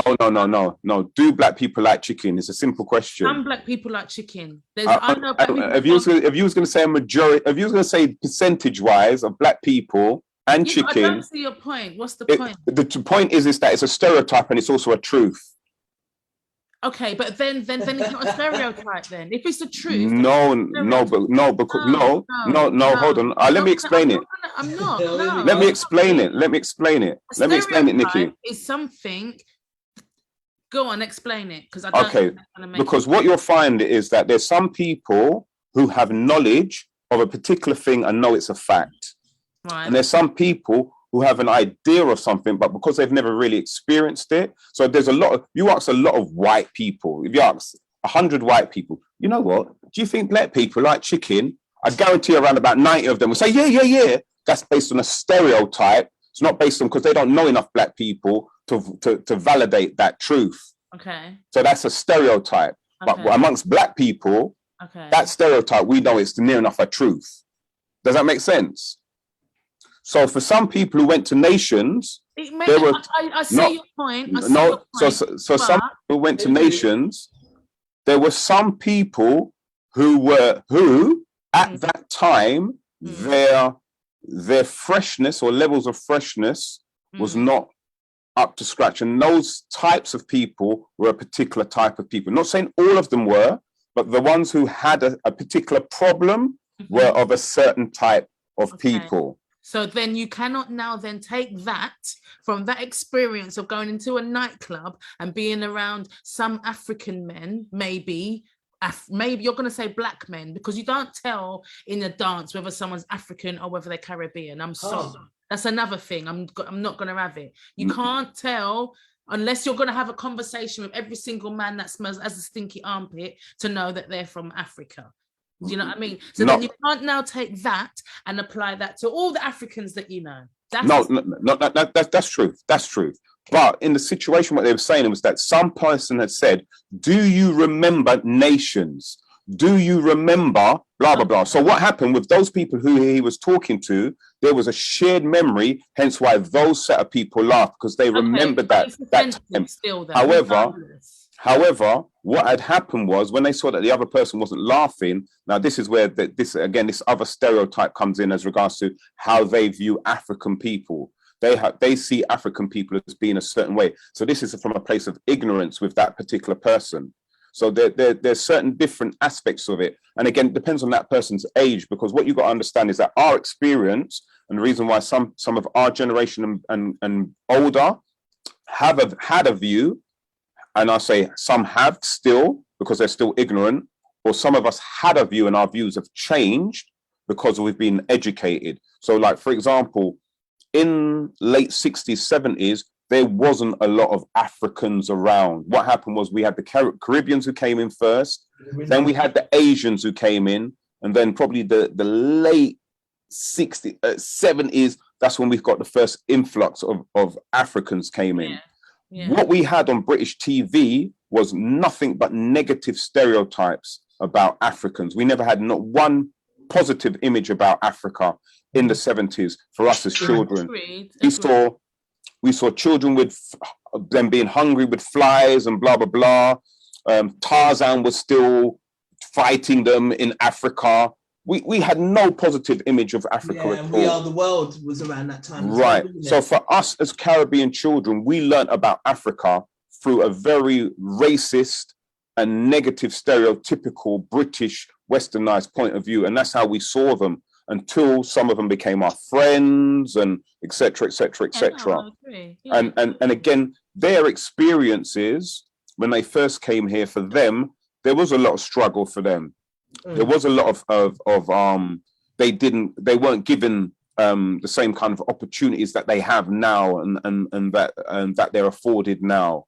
They didn't, you know, and again, even their journey as Africans, they were the most pleasant, submissive, passive children in the classroom. There was only probably 1% of them that were really bad or loud or obnoxious. The rest of them were really well behaved, well behaved, manageable. Do you know what as well? Yeah, is that us as Caribbean people, born here, British Caribbean people, the knowledge of what you said, Cee, of us of Africa was so tainted because we're just talking about West Africa. We're not even talking about East Africa. Exactly. So we're not talking about Somalia. We're not talking about Sudan or Eritrea. Well, remember that they didn't come over here until probably the late 80s. You know, they were 80s. Yeah, there was no Somalians in the 70s. Not on the number what there is now. There was none. I never had there was not one Somalian person in my school. Right. Which is why, as parents, it was our duty, like we said before, to inform our children. So listen, my mum couldn't even tell you where Somalia was. Never mind, tell me about Somalians. I know, but you know, I think it's different as well. Like you said, it's a different ages. So my mum came from Jamaica to this country, was a teenager. So she was like 12 and went to secondary school with my grandparents. So my grandparents are older than her. I'd hope so. But I'm saying the older generation and then her. She came as a teenager, not as an adult. So she still had growing to do when she landed here. So she went to secondary school. But even still, she put us in, like, we went to, you know, like the Black Saturday school to up, because it was my uncles, like, you know, they were finding out certain things. They say, no, you got to put them, you got to do. So we went to, so Quincy's right, you know, normally it was Ghana, Nigeria, but when we went to those places, we found out about, like you're saying, about kings and queens and people that were here, and, you know, Black history is not about us being enslaved and that sort of stuff. So we knew that from a long time ago. But then I still got sent to, you know, the local comprehensive primary school where I was in a minority because my mum wanted me to go to a good school. So I went to a good school, you know, in education wise, it was a good school. But the stuff that I was learning at school, it was a bit confusing because it wasn't the stuff that I was learning outside of school. Absolutely. Culture, do you know what I'm saying? So conflict. It was very conflicting, you know. It was very definitely my first encounter with I would say with the motherland was roots.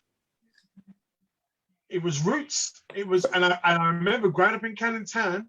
It was an African family, and I remember that everyone used to call Kunta, and that's how ignorant we were. Ignorant to the fact that we were Caribbean people who didn't think we were the same. Exactly. We still don't. Exactly. I remember having that emotion of us, like when I watched it on TV, it was like, the fuck? But you know, I still haven't watched it. I haven't watched it. I can't watch it. I cannot watch it fully. I just cannot. I know what happens, but I can't sit and watch it. I just can't. That's the only one I've watched. I've not watched. I don't watch slave films. So I've never watched Django or all them kind of movies. But Roots was the one that I watched, and I watched it. Obviously, I'm younger than Quincy anyway, and my husband. So I never watched it when it was on telly back then. So I remember hearing about it, when I was younger. But then when I was came out as well, then after going to the Saturday schools and whatever, I thought, well, let me watch this thing. And the same emotion, Quince. And I thought I will never ever watch one of those films again, and I haven't, because it's not conducive to nothing. I don't want. Yeah, all it does is just evoke living in that trauma. Puts me in a place. Desmond's gone on to say, please don't overlook what I was hearing from Africans was equally negative towards Caribbean. So I grew up thinking that there was no unity amongst Black people. And I think I keep going back to his comments because I do think that is part of the issue of why, because before you came on, Mr. C, we were saying that what can we do to come together as a community to stop our kids getting chased and beaten up to the point where they're losing fingers out here, and we're getting autistic kids that are being strip searched on their period, and just violation after violation after violation, and all we seem to do is talk about it, but there doesn't seem to be any unity. And to a degree, I agree, there's no unity either, I think, between some Black men and some Black women. I'm not going to go down the whole all Black men and women. We just don't seem to be able to get it together. We don't seem to be able to come together as a race to be. You're saying it's being systematically done to us, but there's enough woke folk to know this, and we've been literally saying this for 500 years. So at what point do we take responsibility and say, actually, we need to do better? I would say that we keep on saying that we don't put ourselves together, but I think that there are examples where we are, and I think that we tend to focus more on the negative side. That could be because of our experience in our circles we move in. Right. I think that there are examples of Black people who are literally making waves and doing things, and as we all know, Black people are non-monolithic. Yeah, so we don't fit in one box. So there are, like the Black farmer, he's a successful Black man. Yeah. He just moves different to how we might move. But we should, and I'll say this, Condoleezza Rice, we might not agree with her politics, but as a Black woman, she is one of the highest jobs and one of the most brainiest, intelligent Black women out there. You look at Oprah Winfrey. So there are Black people who are making waves. Whatever directions they go, I think we tend to focus more on we can't pull together. And it's proving that we do. I think we do. Just from as small as our mutual friend WJ with the sound system click. That clearly works because the man have pulled together. That's a success story.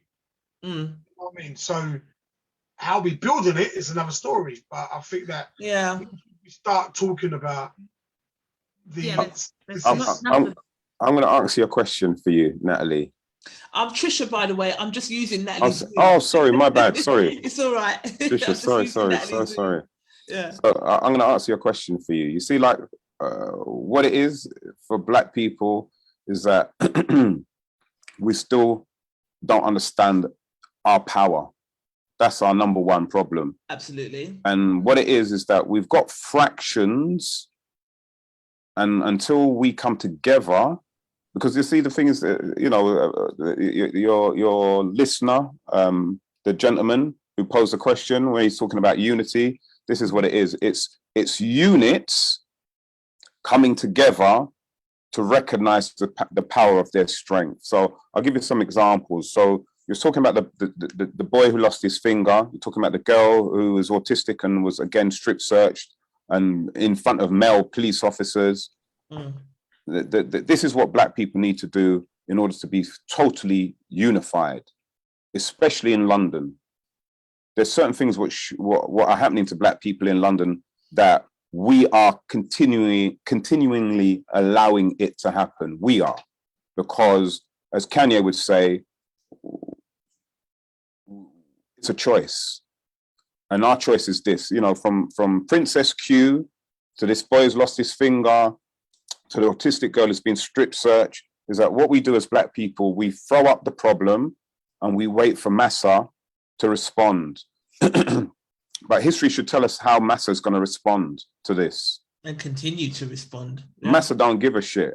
It's not Massa's problem. So what we need to do is, number one, those people who are in places of politics or political thing, we need them to say what needs to happen as regards to from a standpoint of law. From a point of view of unity and moving as units, is that we have to say what we want, not ask for other people to take control and to do something, because justice in this country for us is just ice. It doesn't exist. Yeah. So we have to say, this is what we want to happen. And we also need to say, if this doesn't happen, this is what we're going to do. Right. So in So the what case, would this is what we're going to do look like? What would that I'll look tell you. like? I'll tell you what this will. So in the case of that girl being strip searched in front of male police officers, everybody who's involved in that needs to be suspended straight away, no pay, straight away. But we don't And have the power to do that. what do you mean we don't have to see what you've done again? This is We don't. no. Stop. How do we No, stop, suspend the police officers? Stop. No, Look how long it took Doreen Lawrence to get a little justice for her son. No, stop. And this is what I'm saying about, we have to understand our power, because once you say we do not have the power, we now stand under the authority of everybody else who has the power, and they know they don't have to do anything because we are not going to do anything. But then So hold on. So let me finish. Okay, so this is what this is what I'm saying. So this is what it is. It comes down to understanding our power, and that's why I said in London we can make a difference, because if we say now, look, everybody's involved in that, they need to be suspended immediately. Yeah. What we want is X, Y, Z, and if that doesn't happen, this is what's going to happen. Yeah. This weekend, we're going to lock down the M25. We're going to lock down the whole of Oxford Street. We're going to lock down the M1 if those people are not suspended immediately. Okay? Because we've got enough black people in London to do that. True. To block off the M25. Yeah? True. Now, if they don't respond to that, then what we're going to do is we're going to lock it off for a whole week. Because there's enough of us to do it. They can't put all of us in prison. They can't arrest. There's not enough police in London to arrest every black person in London. True. So what will happen is they will now start to take us seriously. Yeah. Furthermore, if we say, you know what, that police station, yeah, that holds those officers, may I tell you from now, no policeman's coming in or out of that police station until them man there is whatchamacallit. And better still, you know what, if a couple of the man them start on balaclava, yeah, and we pick up a couple of their police boys,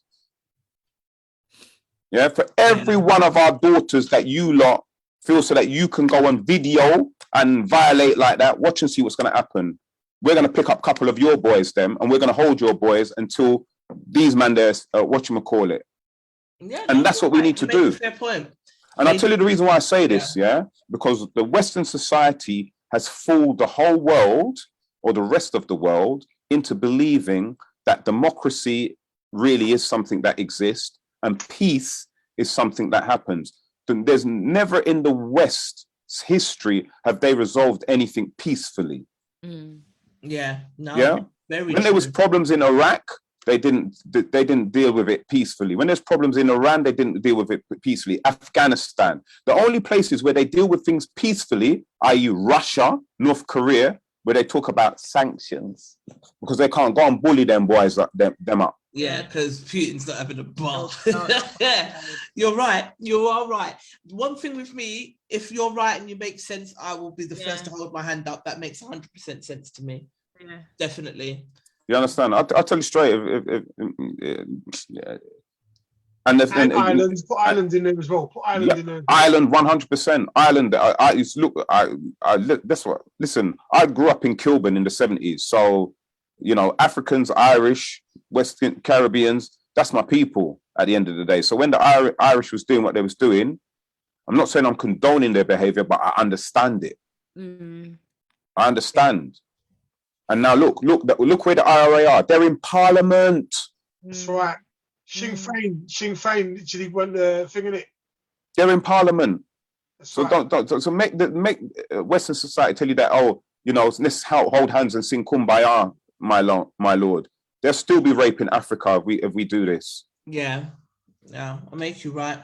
And it goes back to what you're saying, Trish. The unity side, but we should talk it. People know what to prey on people's weaknesses. This is why the system, what she said, they would try to keep black countries dismantled and separate, because they know once they start to click, come together. They know, because there's no reason. For example, let's take travel. Everybody knows if the Caribbean can fly to Africa, that's Europe out of it. This is why I say white people, they monetize everything. Yeah. If they knew you could catch a plane from Trinidad to Ghana, yeah. I'm sure Jamaica started to do. They have. They've started. Haven't they? They've started. They've started. I'm trying to say there's a lot of Caribbean people in Ghana, especially West Africa. Yeah, Ghana, Gambia. Yeah. But again, there's a lot of Americans now. A lot of Americans, you know, doing that trip to Ghana and well, yeah. But you know, the talks are happening. Ludicrous is doing it. Ludicrous is doing it. But as much as the talks are happening, there's people and there's systems working their devilish, unrighteous nature to make things difficult for those things to happen, such as when Gaddafi and Saddam Hussein were talking about Africa having a single currency. What happened to them? They lost their neck. What happened to them? You know, Congo had Maurice Luamba. So the Americans and the Belgians conspired together to get him assassinated. You know, I mean, and some of the stuff what they do, man, is like, that's what I'm saying. So the fact that they brutalized the man, killed the man, and all now the family are asking for the man's remains so that the family could have it. Yeah, can't get it. Yeah, I hear you. So until we start actively saying, you know what, it's not about we don't have the power. We do. I agree. We do. We just have to stop saying, we have to stop asking and start saying what we want. Yeah. But we have to do it on different levels. We have to do it from a point of negotiation, a point of marching, a point of changing policies and lobbying things and making things be changed. And also we have to say, well, you know what, if this doesn't happen, then this is what will happen. And this is why if we look at history, Black history from the Black Panthers in America, the Nation of Islam, if we look even at the Black consciousness in the UK and the British Black Panther Party, that's when you'll see that's when governments have made their little strategic moves to flood communities with crack cocaine, bring people over bring villains and gangsters from certain other places, i.e. Jamaica, because of Jamaica, you know, this is something that never gets spoken about. Jamaica is in the state that it's in now, not because of Jamaican people.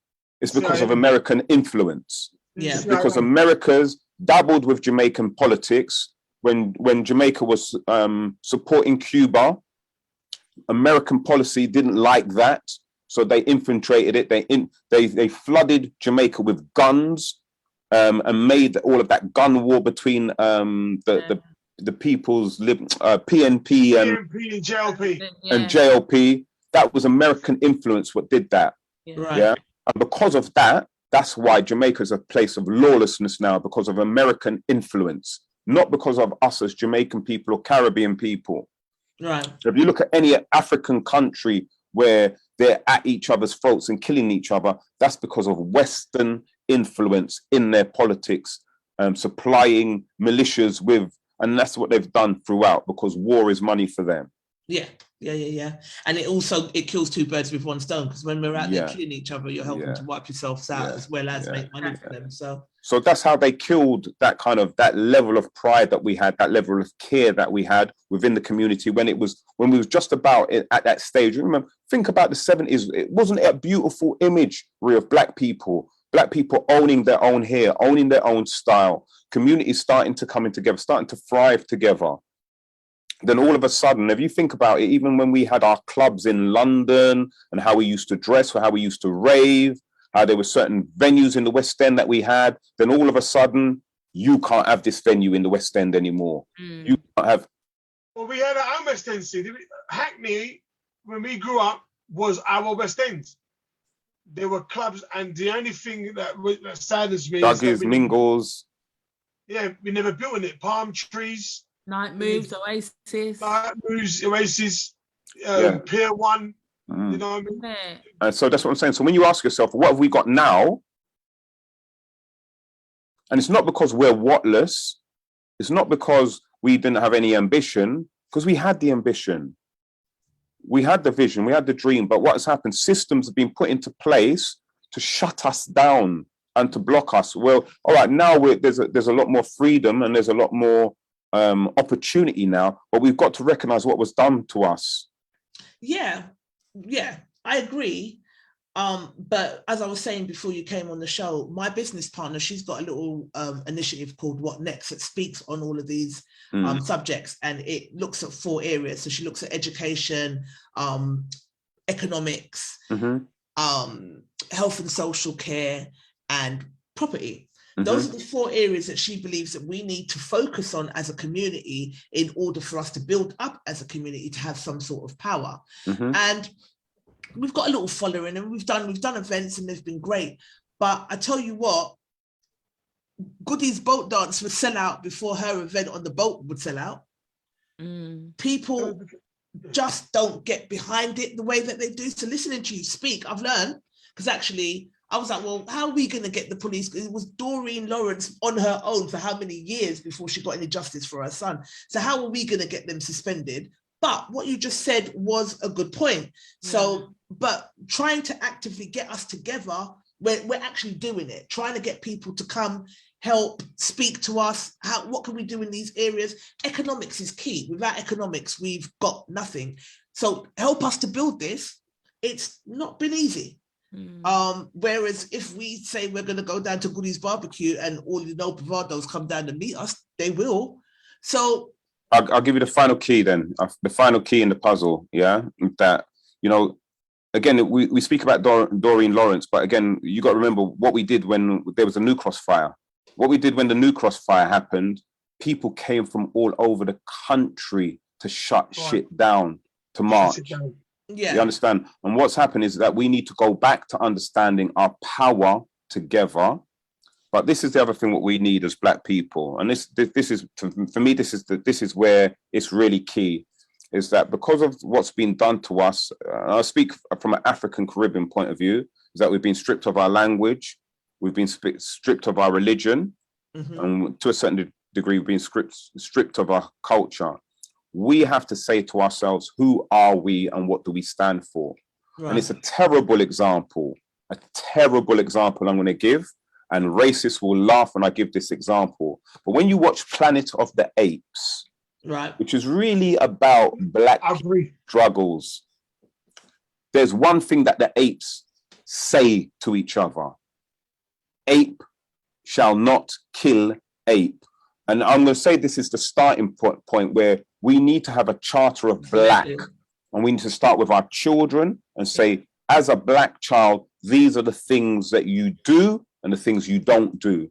Yeah. And we need to, because you know what it is, we say things that, we're quick to tell our children, you see a chicken, you can't just go and put chicken in a pot, you got to do what with your chicken first? Yeah, you got to burn it, you got to put it in lime and salt, you got to do all kinds of chicken, lemon, stage. So it's time now for us to evolve out of just the thriving Just a surviving mechanism of the codes of conduct, what we've got to do, like creaming our skin, making sure our lip is moist. You can't go street with ashy, blah, blah, blah. You got to make sure that your heel on your shoe is straight. All the stuff that is not, we now have to elevate that to a next level, which is like, you know what? Brother don't kill brother, black don't kill black. You understand? Absolutely. If you're selling crack cocaine, weed, or blah blah blah, you cannot sell weed or get any of our children involved in weed. You cannot live amongst us and be selling that to anybody under the age of 18 or even say 16. From 0 to 16. There are children. You cannot engage with them like that. Once they turn 16 and they want to do that, that's up to them. Number two, if you're going to be selling crack or weed or whatever kind of drugs in the system, because I don't have a problem with it. And I'll tell you why. Because the chemist sells worse drugs. Yeah. Our doctor is giving us worse drugs. Yeah. And it's acceptable. Absolutely. But what we're going to say is if you're going to do that, a percentage of that has to come back into the community. You've got to start taking some of the brightest of our children and putting them into university, so that there's a pathway, because I know that when you first said you was doing this, it's because you wanted to get out of the ghetto, you wanted to make a difference.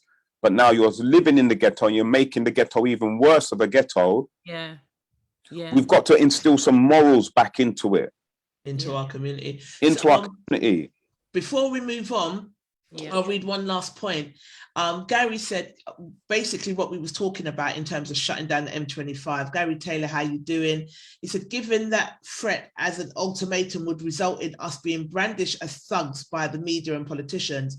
Look at how peaceful we were with BML, Black Lives Matter. Yet we were brandished and dismissed as that. We need to march. We need to follow Martin Luther King's way, march and end to places in power and demand what we want through pressing on our politicians. Our current system will listen to bigger, stronger, organized challenge through the systems. We are lawyers and politicians too. Yeah, that alone is not going to make any difference. That alone is not going to make any difference. And don't have no fear about how they see.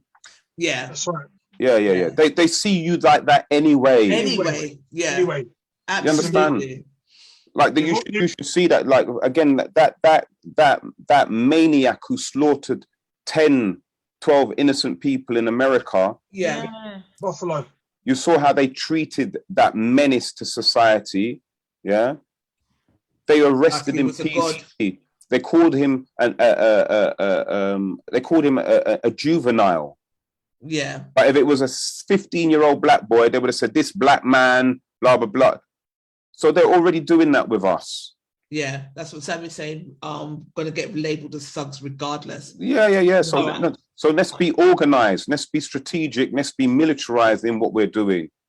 And that applies to even down to their own. So when you get the people like the tree huggers and stuff like that, eco warriors, that's Britain as a class system. If it affects the elite, you are a thug. So if you are gluing yourself to, like, I listened to this radio this morning. So the RMT are going to go on a strike, and all the radio presenter could talk about was the fact of the train driver. His wage is £59,000 a year.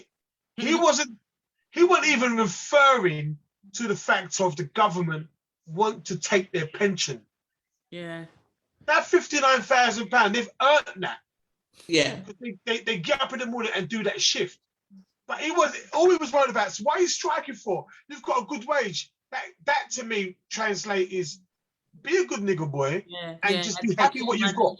Yeah. So it's yeah. But and he's talking to his own. That's his own they're talking to. Yeah. So I 100% around see they're gonna think that if you go against the system, they're gonna call you that regardless. This is why sometimes those ex-rebellion people, when they glue, I ain't glue myself, but yeah. 100. I respect them. Yeah. And not only that, what we got to understand about the media as well is that the media is not the media like how when we first grew up. The media is number one propaganda, and we see that all the time. We see that the rhetoric that is just spewed from them, which is to like what you're saying there, Quincy. That whole thing about the 59 grand and pointing on that is to show other people who are on lesser wage how selfish these drivers are. That's what That's right. and for us to put pressure on them now. Yeah. And it's divisive like that. It's misdirection. That's what they always do. Because the fact is, the fact that what the government want to do with their pension is theft, and they don't want to address that.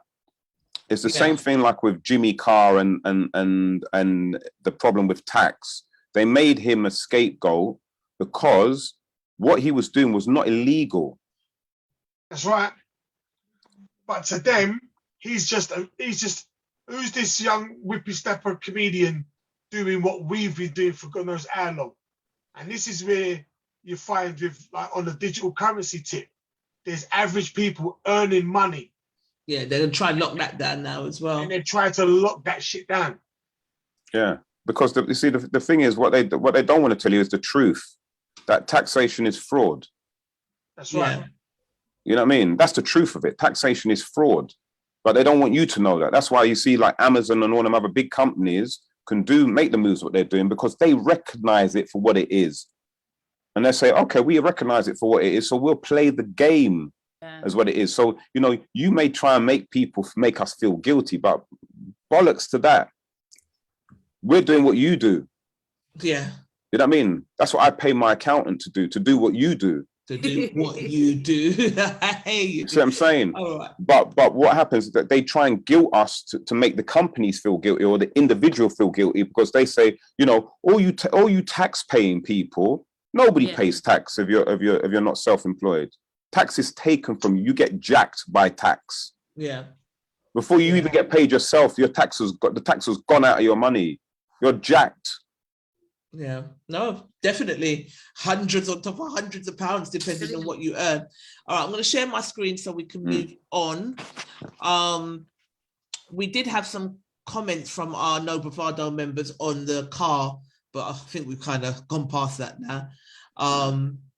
But Blade Boogie did say he would be returning the car and buying her a skateboard. I thought that was that's funny. That's funny. Big up Blade Boogie. Some, like I said, some women thought that she was right. She wanted what she wanted and he didn't listen. Some people thought he was an idiot. But now moving on to Quincy's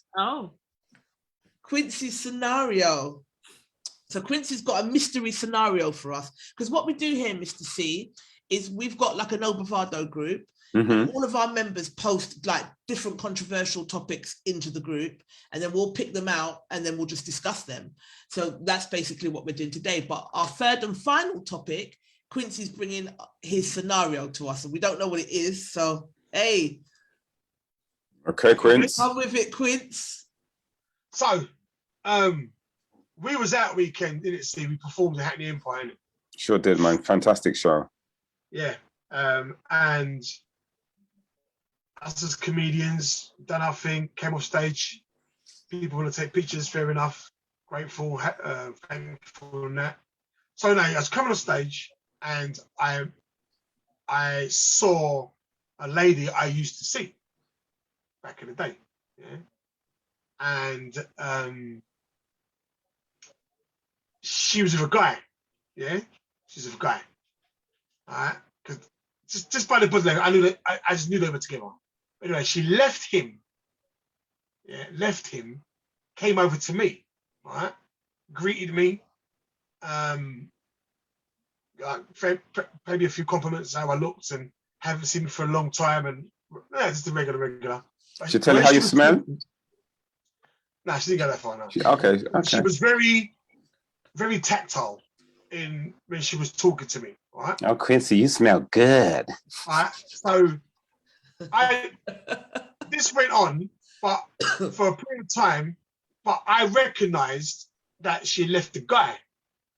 And it got to the point of the uncomfortability. It was like, I get introduced to the guy. So what I did to squash it or to not make it uncomfortable, I reached out to the guy. I said, what you saying, mate? You're right.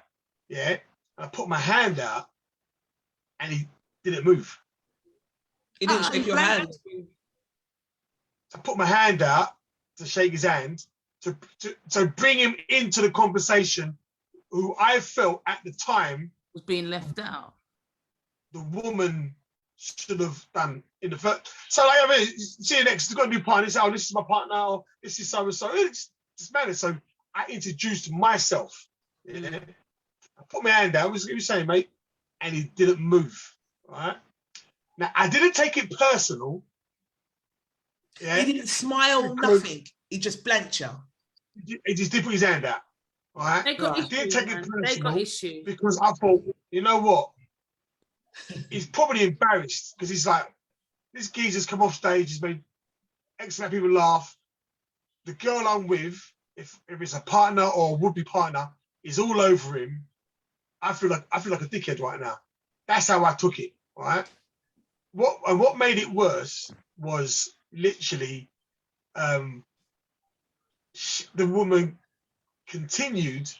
She goes, "Let's take a couple of pictures." I didn't even introduce him. So I took the picture, Did she get the non-shaker hand man to take the picture? No. That would have been just ridiculous. Had Do you imagine?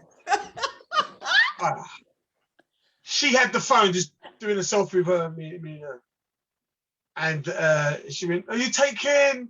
I'll be just do regular. And I was like, "Wow." And I messaged her. I said, "What was that about?" What was that about? So yeah, that was it. So my scenario is like, what's the length of time you give someone to introduce you to someone? What was that length of time, Quince, in your mind? How long? It felt like an hour. Because I, as a man, like you're with a girl, if it's friend or not, I recognized it. I recognize you've just left this guy on his own over to me. Yeah. Like it wasn't like you just brought him along. Like you've left him. There's a gap. There's a gap now. You know what I mean? So when I reached out to bring him into the conversation, like I had to lean over. Like I positioned, I was talking, and I moved myself in a position I wasn't that far, but I had to lean over and reach my hand out. And he didn't. Wow. Hassani is asking, did you sanitize your hand first? Shame. No, I don't believe in that shit. Hey, this is no bravado. We've got no behavior here. None of the members, none of us have got behavior. Oh, no, that's too funny. That's funny. That's too funny. So I'm taking that joke. We're going to be content stealing, Hassani. Sammy Joe says the woman should have introduced him. It was her responsibility. She also goes on to say, I bet you any money she told the guy that she used to deal with Quincy. Well, and that's what I wanted to know. Did she? I wonder if she told that guy that Mina done something. I reckon. She did that to Huh? I reckon that he's obviously had a word with her about that before. This is not the first time this has probably happened, and he's probably said to her, "Don't be leaving me. Don't be doing them stupidness." And if you said that she's tactile, then she's probably like that, and he probably sees her seeing people and whatever, and just leaving him to the side. So I reckon he's probably had words with her already, and that night just pissed him off. You know what, you're taking the piss, man. I done chat to you about it, and you're doing it again. And what? And the man wants to come and shake my hand. Move, man. But that's nothing to do with me. But this is the thing. If I was in that guy's position, I'm walking off. Yeah. I'm not staying there like a chump. I'm walking. I've done that before, to be honest. She shouldn't have got to do it to him more than once, though. No, exactly. That's what I'm saying. That's why I reckon he's had words with her, and he was pissed off. Hold on. What did she do wrong? She didn't introduce. Like this has started wars before. I know people. No. Arguments because of this. No. You don't introduce everybody to everybody. No. No, you don't. I've heard that too. No. I've heard that too. Yeah. Me personally, if I'm with somebody, I'll introduce them to my friends and my bona fides, but I don't introduce them to everybody. No, and I know sometimes there's that awkwardness where people feel, "Oh, aren't you going to introduce?" Well, no, actually, I don't need to I because don't know. you're not in my inner circle like that. No, I don't need to. But in that Because- situation, shouldn't you then say, like, if we're out, I She mean, Nick, should've- we're out, and I see an ex-partner, I would say, oh, I'm back in a sec. If I go off, but don't just leave. How do you know she never said that to him? She could have said that to him. I'm back in a sec. No, mate. I saw her. She came up. Listen, I'm real. She came up, and You know what? We're she didn't adults. jump on me, but it was very noticeable. That We're adults, man. We're adults. You don't need to say to somebody every time when you're out in a social setting where you're going to see people, you know, oh, I'm just going to go. Just hold your corner, innit? Yeah, but that's not Just hold nice. your corner. Neither. That's not nice. I'm sorry. No. I felt sorry. uncomfortable for them. I felt uncomfortable. No. So the point is that look, you know, I smile when I do my pictures, and I was like, well, I can't even. What I did say to myself, if this was Quincy X amount of years ago, yeah, You'd have kicked off. no, it would have kicked off. Okay, I would have made it. I would have made it feel even more insecure. Right. You would have? Made him feel even more insecure. I would have made it feel, but like I said, we will grow up.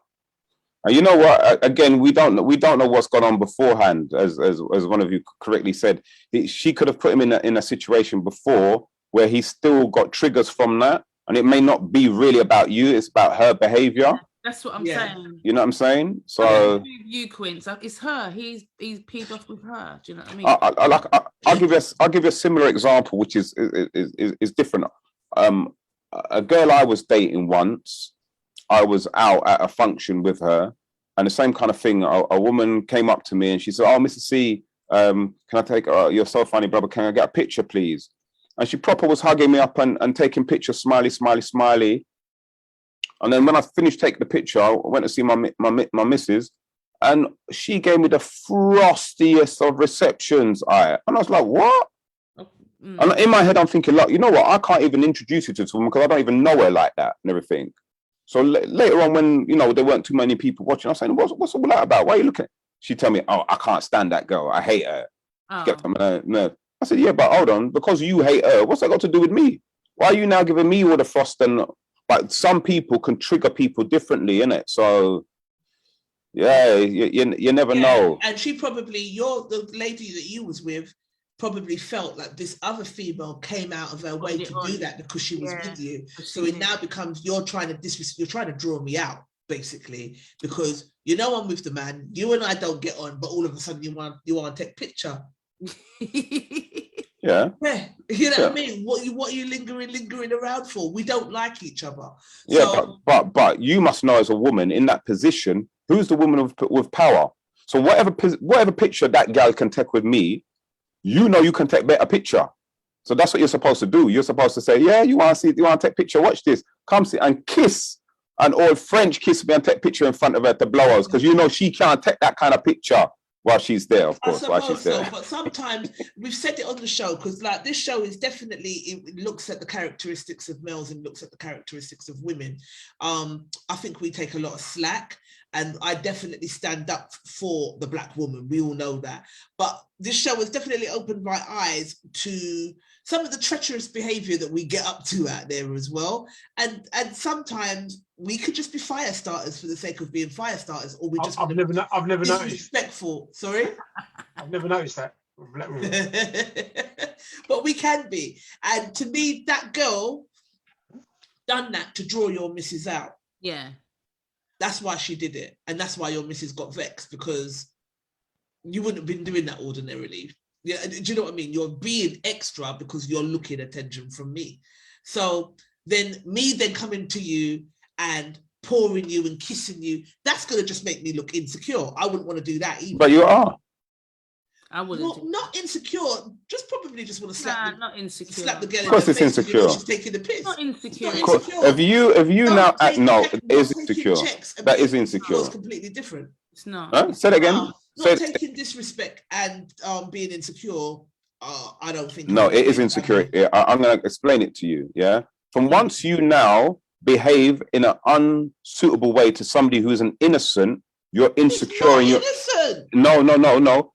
her action was, her vexation was pointed at me. Her Because you've got to frostiness. know how to conduct yourself as the male in the No, how am I supposed to know which girl you're talking to and which girl you're not talking to? How was the girl? You said she was tactile, right? She come and she That's took me, that's me. Okay. took a picture with me and she was all smiley in the picture. That's normal. That's it. That's what I'm saying. Okay. So she wasn't over friendly. no, man, she can't be over friendly. My one was fair enough. I hear that. My Then. one was Quincy's familiar. one was- yeah. I wouldn't say over friendly, but my one was very familiar. Well, she know you. She's familiar though, isn't She it? knows you. See? Queen. She knows you, bruv. You understand? I get it, but I just thought like, Exactly. oh, with this Brer. So it was just like, for me, I've got to remember like, who I am, and like I wanted to bring the guy into the conversation so I don't make him feel uncomfortable. And to be honest with you, see, like our women, some women, not all women, probably he was out somewhere and one of his ex-girlfriends was all inappropriate with him, and he was like, no, come on, no, you know, she's just an ex, you know, and blah, blah. So she went to show him, okay, since he was just to show him what it was like, and because that's why he was still vexing his feelings, why he couldn't even shake your hand, because she proved their point. But you know what I say, but sometimes it is, and us as comics and profile comics, it's, you'd be surprised how much men dislike you because your woman likes you. Bruv, there's some stories I could tell that I can't even tell. I could taste the story. There's a story I could listen. And you know what? It's sometimes not about us. That's what I'm saying. A lot of the times, people's funky behavior is not about us. It's about them. Yeah. It's about them. Yeah. So sometimes they're projecting things onto other people, but it's about them. They're trying to hide their messiness and their lies and everything, and trying to say, yeah, I don't like Quincy, you know, I don't like being around Quincy. But what it is, you know, one of his brethren, or you know the gal that he's in a something with, and he don't want her to be talking to you in case accidentally the truth come out. So that's why now he's making you the boogeyman, so she can never be too close with you, so she can find out that information from you. Absolutely. Comments in the group. Sammy Joe says, sorry, I disagree with Mr. C. I could be with my female friends and I will still introduce. I'm not going to chat and ignore my friend. I make a point, if I go up and say hello to one of my male friends and they're with a female, I make a point of saying hello to the female friend. Of course, that's I make a point of, hello, miss, how you doing? And then I'll continue my conversation with the male friend and I'll go on about my business. But you do have some people that just won't acknowledge you if you're standing there, and it's continuous. So that then starts to cause issues, I guess. If you're, because you guys are you're popular, you're successful comedians, people are going to want to take the pictures and all of the rest of it. And I guess it is about balancing it out so that the female that you're with just doesn't feel like they're standing there like a lemon. Do you know what I mean? Just standing there whilst. How do you bring that female into the mix? But to be fair, like, if you're with somebody like Mr. C or Quincy, they're known on the set. You're going to expect people to approach them. My brother's a DJ. I would expect people to approach them, but how long would you want to just stand there? No, I get that. But I mean, if, you know, like I said, my brother's a DJ on the like drum and bass jungle circuit, yeah? And his wife kind of used to say the same thing, right? Right. Girls used to come up to him and say, oh, they want to take, and guys, you know, because he's a good DJ. So people wanted to take pictures and this and buy him drinks and she'd be there. But I'm like, but babe, you married a DJ. You know who you're with. You know what function you're at. So don't expect him to be, I don't want to say a babying or mollycoddling you, but he's working. He's doing a job. He can't, you're a teacher. He can't come to your school and come and chat to you while you're taking a class with your kids in school. And then you've got to introduce him to every single child in the class. He's working. So this is my husband. This is Joe. This is Peter. This is the Piss Pants one that I was talking to all the time. Especially this ratio. But this is the thing, and I think you've got to realise that kind of the person that you're with, and you know, and I don't want to chat my brother's business because people know my brother, but there has been some issues because he's a DJ. Put it that way. 100%. There's going to be, man. There's Part and going There's parcel of the job. issues like tax. Stop it. Stop it. Oh, she Stop does it. all his tax. His wife does all his tax. Well, he needs to get a neutral accountant. She does That's what he all needs the to. tax. Yeah, but it's caused issues. Said, Well, I've said I to can previous say- partners. I can say honestly Done. that I felt comfortable. I did the right thing, and I brought him into the conversation. Whether he took it or not, Yeah. that's his You did prerogative. the right thing. That was But I definitely. feel I did the right thing. So that's what my scenario was. You know what I mean? Yeah. I have turned around to the woman and say, what you playing at in front of him? No. I accept that people want to take pictures. You know what I mean? I don't want to take them, I won't take them. Mm. It was back in my mind, I was like, I wonder if she's told him that me was inside. Yeah. Sounds like it. That's the biggest Trying to mistake play- she ever did. She had, yeah. Yeah, That's the sounds biggest like mistake it. she ever did. There's none of his business whether she was in something with you or not. Yeah. Men need to stop demanding that. You know what, yeah? If me and you go out, yeah, and there's a man here, yeah, that you and him was in something, you need to let me know, fam, yeah? Yeah, you don't know that. You need to stop doing that. You need to Yeah. stop doing that.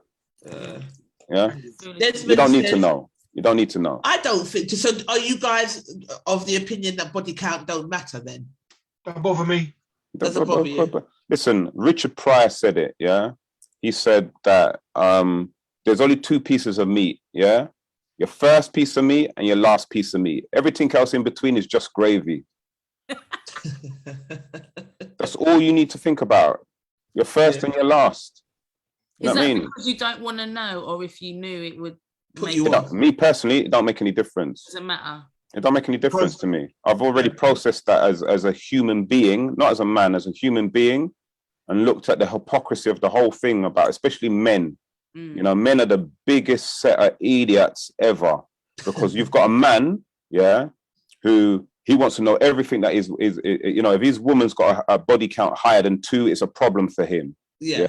But yet he will be digging out some girl he's just met in the dance last night. Yeah. You know how many girls, how many men she's digging out, but you're happy to all have your head in her crutches and yeah. You're an idiot. You're a fool. Yeah, it's You're so true. Yeah. It's so true. Well, it's good for the goose, it's good for the gander, as far as I'm concerned. yeah. It's when those two people meet up, it's like, well, a guy could turn around to me, do you know I had her? Yeah, you had her then. That's You ain't it. got her now. Yeah. Yeah. Yeah. Yeah. Don't bother me. Yeah. And what I'm going to do to her, you could never do. All right. 100%, man. 100%. You know what I mean? Message for Quinn said, I think it was her octopus arms all over you that did it. He was intimidated by you and your success now. Oh, your listeners are funny, man. They got jokes. They got jokes, man. I have got jokes in here, I tell you. Lady V. Henry said it would depend on who it was.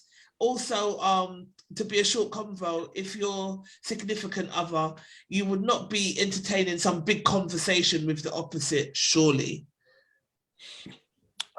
You know, this is where security comes into it, and insecurity plays a big part. Yeah. Because, like, number one, this is what I say to people, partners, or even just friends. If I'm out socially with a couple friends and I may take them somewhere, I'll say to them, you know what? Know this. If I introduce you to somebody, that means that person means something to me. Yeah. If I don't introduce you to somebody, there's a reason for it. I can't remember their name. No. If I don't remember the name, you'll know that by how I'm thing. But there's sometimes people that I know and people I talk to, but I don't need you to know this is my missus or this is my good friend, because we're not on that level. You know what I mean? Even though you may believe you are, and some people will look at me like to say, hey, ain't you going to introduce me to whoever it is you're with? And I'll carry on the conversation, because no, I'm not. Yeah. Yeah. I've realized that now. And I've realized that that's that, you know, and I'm if if me and my husband's out and he sees somebody, if I get introduced to them, I'm part of the conversation. Hi, whatever. Yeah, you know that's a bona fide. If they're walking ahead a little bit and they're doing their man chat, I just dress back little, do your thing. Obviously, that's not someone that I'm going to get introduced to. And I've realized that now. And there's a reason, because that person may be one of the wickedest, baddest, you understand? Exactly. And so you don't really need to... You don't need them to know. Yeah. Because if you're walking down the road, you on your own, and that person's there, I don't want you to engage in any conversation with that person, because that person is not really the kind of person that you should be talking to. You understand? So yeah. From a point of view of me conducting my business or doing some of the things that I do, there's certain levels of people that I have to have conversations with, not necessarily because me and them are friends or I like them. It's business. Yeah. Sammy said taking a picture with my man is cool if they are in the entertainment world, etc. But I think when they allow the person to be over familiar or touchy and their partner is there, it is at this point the person needs to have their boundaries. There is no excuse. Donna says, hey Donna, says introduce me within 15 seconds or come find me when you're done. 15 seconds, wow. Yeah, that's good. Yeah. I've been saying that, I'm not being funny or nothing. Yeah, I remember me and my husband was in the petrol station in Clapton, and Richard Blackwood drove in. Yeah, and he had on one little low shirt. My hands was on his chest, and I was with my husband. It was Richard Blackwood. I took a picture, and my hand was, I took a picture. I wasn't hugging him, but my hand was around him. So and my husband was there. But it's Richard Blackwood, because I'm sure if it was a lovely, fine black woman that was pretty, I'm not going to freak out if he puts his arm around her. Yeah, but if he put his hand on her chest. No, but that's different, though. That's Why is different. it different? Why is that different? It's still hand on the chest. Because I'm not going to expect... Did his nipple tickle your palm? Expect a man to put his hand on a woman's chest. Did his nipple... On the neck area. Did his nipple tickle your palm? Mr. C's asking. No, it wasn't that low. It was up here. It was okay. Look at her face. Look at her face. You're lucky you're not my wife. I would have taken your hand to the pump. I would have put the petrol on it, and I would have liked you. Do you know the funny thing? The funny thing about it? After the hand was on Richard's chest, yeah. If I was your husband, yeah, we ain't making love for at least 48 hours. Whatever. At least making love. No. How long are you starving? How long are you starving her for? 48 hours, because I want to know that I'm back in her brain. Whatever. It was never out in the brain. Huh? He touched his chest. He wasn't at all. He was standing right next to me, so it wasn't out in the brain. He was still there, but Richard Blackwood popped in and then out again. Every time she looking dicky, I would have just said to her, Mama used to say, Whatever. Take your time, young girl. Oh, Mama used to say. Oh, poor husband. Every time Rue McQueen must have come on and Richard came on stage. Turn it over. Oh no. Yeah. Oh, bless. I feel like that's because he's a secure man. That's why. He knows. He's a secure man. He knows where his bread's buttered. Yeah, he is secure. I'll give him that. He is secure, but still, every secure house gets rocked. I suppose if it's to some passing fleeting celebrity, then if you know what you got, you know what you got. But no. All right. So look now, right? If your husband and wife, just say scenario, yeah, your husband and wife, yeah. Do you give your husband or wife a pass if they have a chance to entangle their ultimate celebrity? No, not at all. No, and I don't want one either. I wouldn't want that to happen. No. Disappointing by that answer. No. Not going there. No. That indecent proposal business stayed in the movies. Yeah. Do you know what my pass would be? I'll make sure. Sister Sledge. Who? I can't kill this. Did you say Sister Sledge? The Braxtons. I'm just saying. Oh, I forget. Yeah, you're such a fool. Mr. Sledge, you know. I don't even know. I don't even need to say which one. You're talking all of them, aren't you, Quincy? You're talking all of them. That's what I'm So talking about. the whole family. Yeah. I like the one on top of the other and push through. Oh God. I'm actually traumatized for Nicky's husband. Why? That in the chest. I don't know how I feel about that. No, there's nothing wrong with that, man. The same way the guy felt when When the was all over your chest. Nothing wrong with that. Nothing wrong with that. Same way. Nothing wrong with that. Fair Nothing enough. wrong with that. It's been on my chest that she was just complimenting. It's touched my arm. It's touched my arms. It's been on my chest. Touched my arms. And I hammered on my face a bit. Oh. Because I just had a cut. So it was tactile. I think what you need to do is not give any more details, just in case the guy is watching this, Quince. That level of therapy, the average man can't afford. Yeah. I hear that. Well, I guess that concludes us naturally, then, doesn't it? It does, yeah. It does. 2.5 hours. So, It's been a bloody pleasure. sorry, Mr. C, just to back at you then. You will give your missus a pass for her ultimate? Oh, 100%. Yeah. You would? Why 100%. would you do that? Why would I do that? Yeah. Because there's some things in life where, you know, you only get one opportunity. Go for it, man. Go for it. And you're gonna walk her into temptation. Go on, do your thing. Do your thing. Do your thing. Go on. You got your one pass, innit? Go and do your thing. Be you, man. You want your one pass? Huh? Is that 'cause you Really? want Or are your you one having pass? us on? No, I'm being serious. Yeah, go on. Listen, I'm a realist at the end of the day. And I'm you a will take realist. your pass as well, and then come back together. Yeah. Like, I mean, like, That's look. what I don't think I could do. I don't think I could say, yeah, go on, and Because then you go off and then be like, yeah, come back and then. Yeah, but Nick, No, you're because putting that's feelings into it, Nick. You're putting feelings into it. What else Yeah. can it be? No. But look, what you got to look at realistically, if it was their ultimate fantasy person, Yeah. it's only going to be a one night thing. It's going to be a one lick thing. There's never going, you know, put it. Physically, it's going to be a one night thing. Yeah, but look at it. Let's be honest. Yeah, Denzel Washington is not going to do YouTube more than once in your lifetime. It's just a once he's doing it. He's not coming back for a second time. No matter, it's not going to happen. Jordan might. Huh? Michael B. Jordan might. You know. Oh, Michael, see. We got it. We got there. You see that? Michael B. Jordan. Good. I'm glad you brought it I up. was married. I I know, wouldn't do Trace. it. Be quiet. Michael B. Jordan. Tracy's not even mentioning Taurus Riley at all. Taurus Riley, though. Taurus Then- Riley. If not No. Taurus Riley, then who? That's the thing. I don't I'm know. not And really a that's what I'm celebrity saying. I crusher. don't think there are any men. Little Rick. Little Ain't he Rick. gay? I'm sure he's gay. Quincy, you're terrible, you know. He ain't gay. He's gay, isn't he? He ain't gay. He's not gay. That's what I heard when I was in Barbados. That's haters. I Yeah. heard that the Queen's a snake, but I don't know.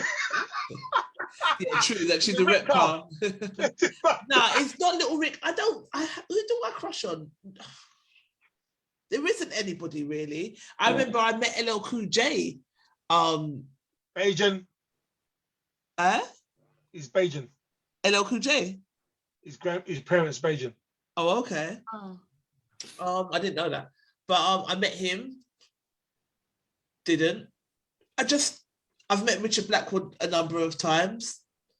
Just Trish, there's no one out there. Mr. Vegas I've met. And even I've met a few celebrities and I've never been like, oh, take me now. It's just not my style. Yeah. So there's never been a celebrity that you've watched on TV and you're like, Who I'm trying to think. All right, so Black Panther, Chadwick. Chadwick, Nah. nah. No? Okay. But But you see, go on. oh, you remember Greenleaf, the son, Jacob? Who? I don't think I ever watched Watch it. Greenleaf. He Is it? was- Oh, Jacob I Blackmore. get married too as well. No, I don't know it. I don't know the character. Don't know him. I don't know what his name. I can't remember what his name And is. you look like me. No. It's got the same coloured skin, though. Quite dark. Oh, No, Father. there isn't. No. I hear that. I hear that. I'm like, I must have. And even when I do meet the celebrities, I think you're going to just be a drop in the ocean. Mm. Do you know what I mean? Like, Don't think about their numbers now. Their numbers would make you go mad. Yeah, their numbers will. And then if I suppose in terms of my beliefs as well, I'm not a religious person, but I do think one of the most powerful acts is sex. And I do think that's how we exchange. Yeah. So you're going to be coming with Energy. your bag of energy to drop into me. It's just, it's just not No, appealing. but then again, look at it now. Like, for example, there once upon a time, I was mad over Hailey Berry. Back in her modeling days, I'm talking about Hailey Berry, Boomerang Hailey Berry. Right. Where, love should have brought you home last night. Hailey Berry. I was like, oh my God, take me now. But like, when you talk about energy now, like if me and Hailey Berry was to end up in one entanglement, then I'd have the energy of Wesley Snipes, Will Smith. What? That's some good energy now I'm getting. That's greatness. People on stages and shit now. It's like he's lost his mind. You understand? Because the girls that I'm doing at the moment, their energy is the manager in Barclays, the guy, the pizza delivery guy during COVID. I cannot. Oh, you're funny. Oh dear. Lady V Henry saying the reason you're saying this is because you want you want to shoot your shots, and that's why you're saying. No. You know what? I got to be honest. I'm that guy. I'm that one and only guy who said you can put Beyonce butt naked in my bed. I wouldn't trouble her. No, not at all. Doesn't do anything for me. A lot of them they don't do anything for me. Yeah. I think the only one I can say that I probably would struggle to say no to would be Kelly Rowland. And that's because I've had a thing for her from since I first set eyes on her. And that's about it. But all the others I can take or leave them. There's not one female celebrity out there who really does it for me either. I was gonna say that I would have struggled with Serena, but then I saw her as she looked at the Grand Prix, and I was like, you know what? She did look a bit, yeah. I was like, you know what? People are accusing her of bleaching now, isn't it? It was what she was wearing as well, and the wig she had on. It just didn't. She didn't it look looked great. She looked like. I love Serena Williams. So do I. I'm a big fan. But you love, always love her. And we saw a shot of her walking, the back of her walking. Yeah, it was the close up. I was like, and she looked like who's the one that dressed up like a woman? Not Mrs. Doubtfire, the other one. Tyler Perry. Yeah. She didn't look like Medea. Don't say that. Not like her, but that's what first thing I thought, because it was just her that's big, what I'm saying. and it was in the flowery sort of floral dress with. It just didn't. She just didn't look great. She's just having a bad day. We love our Serena Williams. But I love off Serena. Yeah, man. She looked like the man in the Green Mile in a dress. Stop it. Stop it. Everyone's vexed with Serena because she married the white boy. Because she didn't marry. There was a contractual agreement. She didn't. Her and Jack. That's another topic. They married. They had their babies though. Yeah. That's right. It couldn't have been that much of a contract. They had their babies. Right. So she knows her playing day is going to be done. Her money's safe. That Pitney's money's safe. Because who the father is, they're good. So I think most black men need to take that example. If you're going to go outside your race and do what you're doing, pick someone. Secure the bag, yeah. Secure the bag. Thank you, Lady V. Henry. His name's Lamar Rucker. Rucker, the guy that I was talking about. Okay. Melissa saying Serena looks manly. We won't have no Serena trashing on this platform. She does not look manly. How dare you? She does not. She doesn't. Lady V. Henry saying she's not feminine enough, and I think feminine enough for what? She's a tennis player. She's a bloody. Please don't get me started. Yeah, she gets. I was just saying it on Sunday on that Grand Prix. The outfit. She just didn't look nice. Yeah, it just didn't. They didn't dress her well. Her stylist Failed her. Failed on that day. Right. Fail. Yeah, on no, that she's one. coming out of Foot Locker. But she doesn't look manly and she looks very feminine. She is an athlete that has years of flipping training behind her, is why her body is the way it is.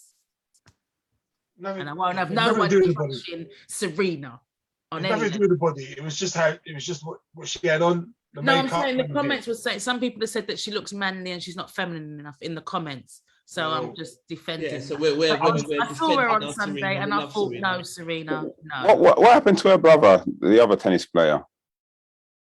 You're out of order. What brother? What bro? Mr. C, go to your bed. And I was just thinking, I was like, did they have a brother? Go to I'm your sure bed. it's What's that one called? Penis Williams, isn't it? Go to your bed. That's what you need to do. Go and have your Milo and go to bed. Yeah. I love them both. Serena and Venus.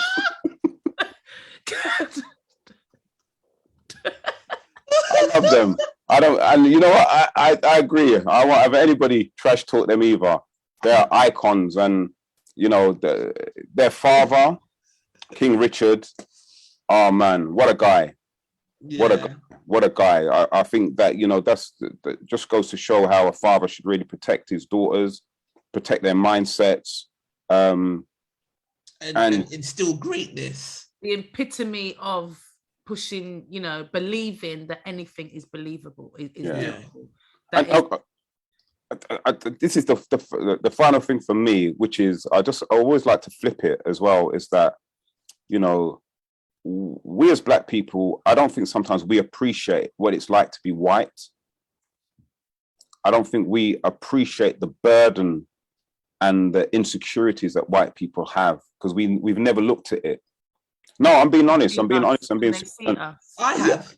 Yeah. And if we take, for example, like what we joke about Venus and Serena, but again, what they've achieved in that area of elitishness and privilege, because that's what tennis was about, is about privilege, even for white people. Ordinary white people could not become great tennis players because they didn't have the privilege. Formula One racing, ordinary white people cannot exceed in that sport because they don't have the privilege. So what happens is, since you're born, you're being told as a white person how greater you are, how smarter you are, how much of a first-class citizen you are to these people of color. So that's ingrained in you, in everything you see, everything you hear. And so that's how can we call it? Acquired consciousness, which you can't even question. But when you move amongst us and you see us, the natural magic, you now got to look at yourself, and that's got to be the living head rush. Because you've got to say to yourself, you know what, this boy Quincy, he's a Negro and he's so beneath me. But when I see you do what you do, now if my touching him in pictures. Yeah, if I'm saying that you're beneath me, but yet you're greater than me, then what am I?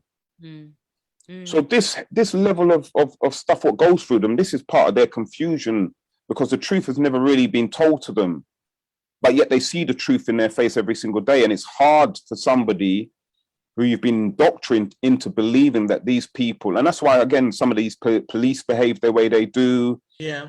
Because they're not mature enough to accept what the real truth is. Yeah.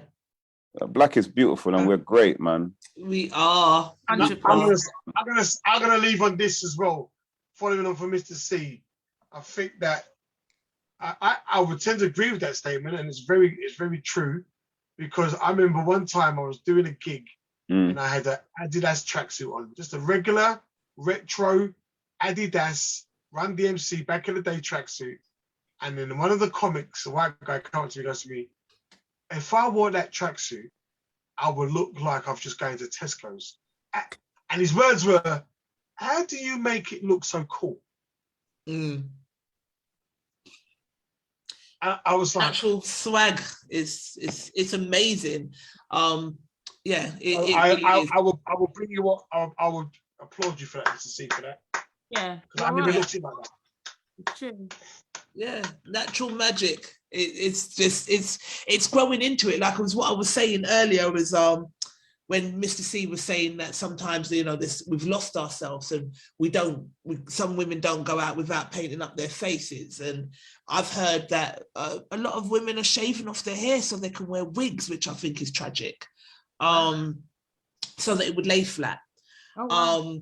And, you know, this thing about hair has, like I said, it goes around and it goes around and it just always comes up. And then I saw a meme today that was just basically talking about Asian Kemet and the fact that they had afros, the people who built the pyramids had afros, and that's disguised. And then we talk about Samson and Delilah. So I'm trying to make, because I think even down to our hair was magic, and that's why we've been taught to hate it so much. Yeah. 100%. Yeah. I think even down to the way that the hair grows towards the sun and all of the rest of it, we've been taught to hate it to the point now we're shaving it off to put on wigs. The natural magic has been removed, but it's slowly being restored. We're slowly starting to understand who we are as a people, and what our beauty is. And I know for me, I would never relax my hair again. I'm not knocking anybody that would, but I would never relax my hair again. And it's understanding that magic that we have. And I think some of it, like I said earlier, in religion has been stripped from us. And that's part of our magic that's gone there because we believe it's been demonized to a degree. So there's so much of it that we naturally still have it. But once we connect back, it's a wrap. They know that. That's why they work so hard for it not to. No pun intended. Eh?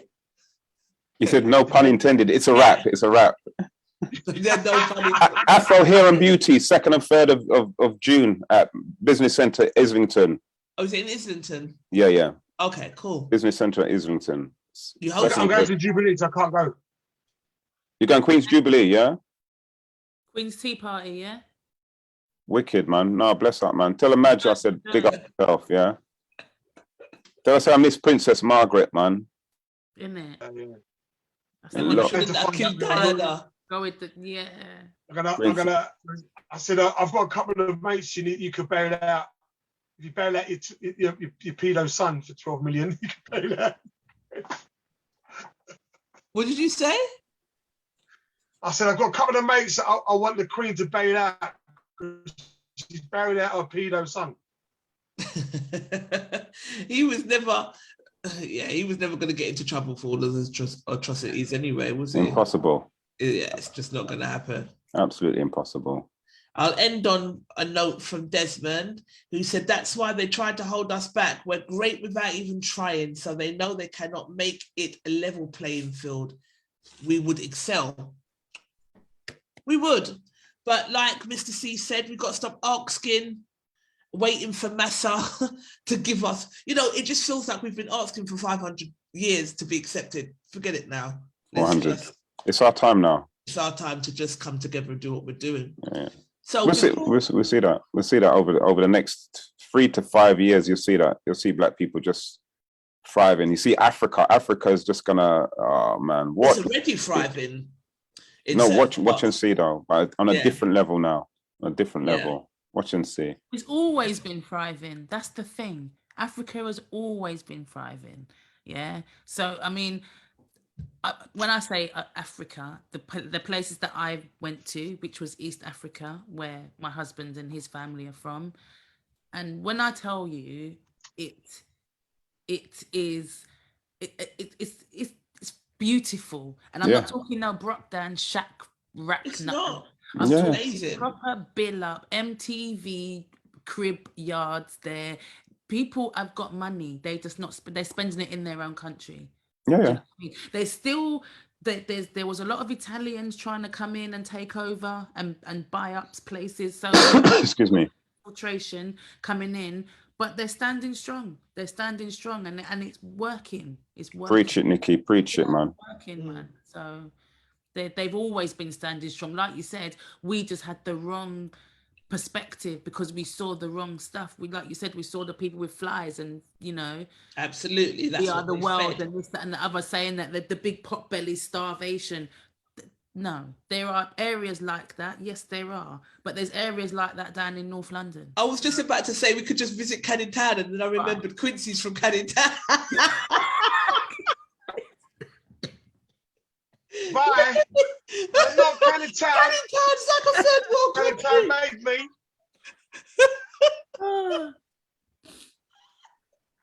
I got to shoot, guys. I got to shoot. Yeah. Melissa Gold saying, bring Nikki back. Bring Nikki back. We love Nikki. But I'm saying Nikki's been a permanent fixture. She's I'm just been normally away here. for a Just bit. for the last She's month always or there. so, I've been a bit busy, but I'm here, man. I'm here. Before you shoot, Quince, where can they find you? What you working on? What's your Instagram? Go. So you can catch me on Supreme Monday to Friday, 10 to 1. Tomorrow, I'm going to be touching on the Sue Gray report tomorrow. Also going to be touching on the fact of another young black girl being sexually assaulted by the police. And I'm going to be talking to a lady who actually got taken to court by a clothing company, Mango Tree.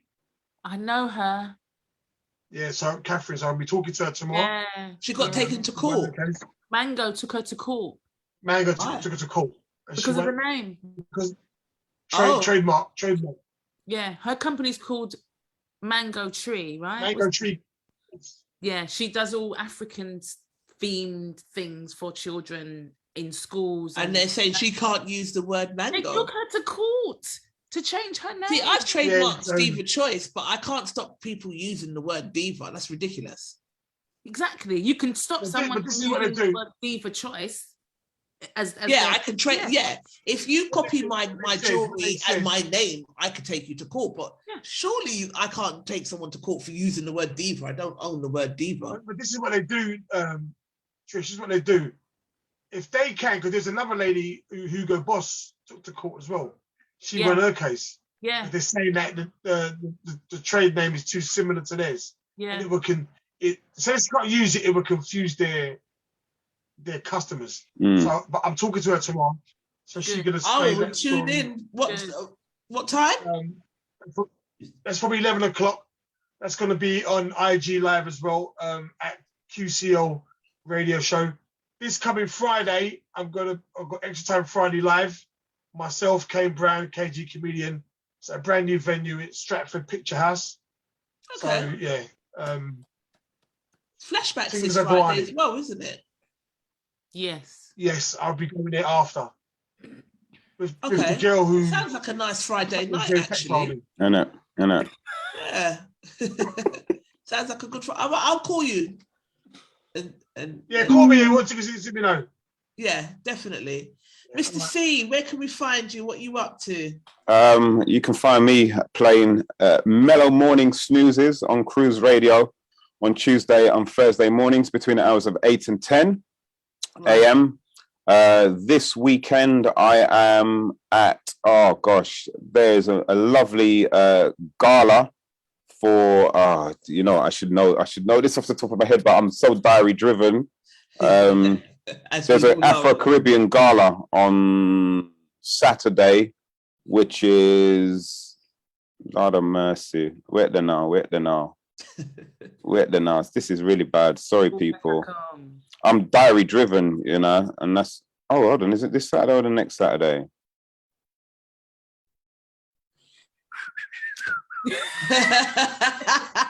Moving on. Yeah, so look, I'll go on to the following weekend.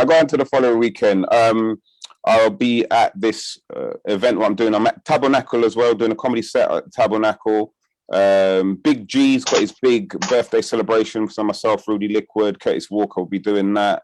One or two other things as well. Catch me up on Instagram on Mr. Cee Comedian on Instagram, Twitter, Cee Stylee on Facebook.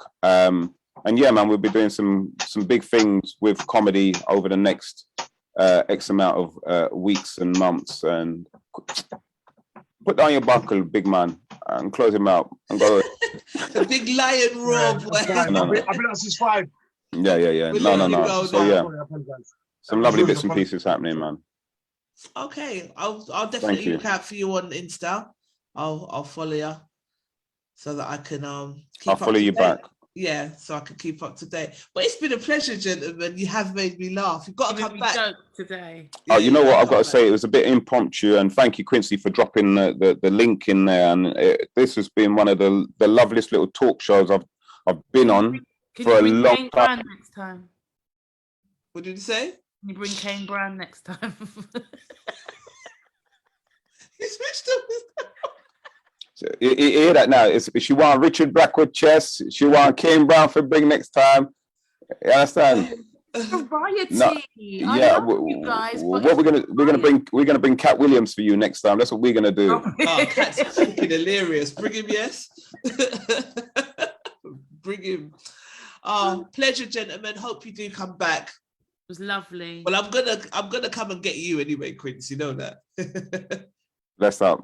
Have a good evening, and big up to all your listeners as well, man. Hilarious, lovely comments and really are. Fantastic contributions, man. Pleasure. One love, people. Live, love, laugh. Take care, Yeah, guys. take care. You see, I gone. All right then. All right then, Quince. All right, Catch you you take later. care, souls. You too, Bye. babe. Thank Bye. you for a great show. Latest, Quinn. Bye. You having trouble? Put your glasses on, mate.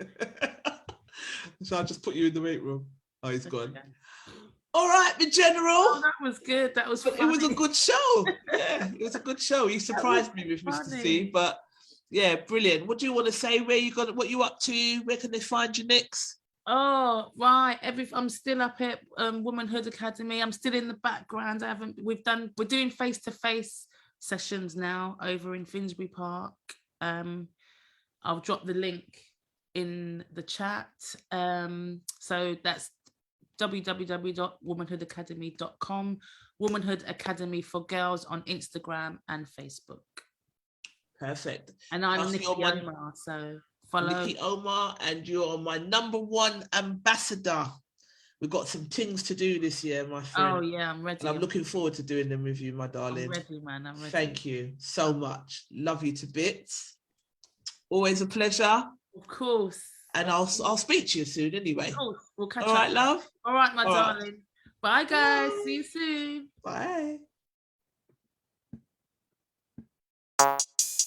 Bye.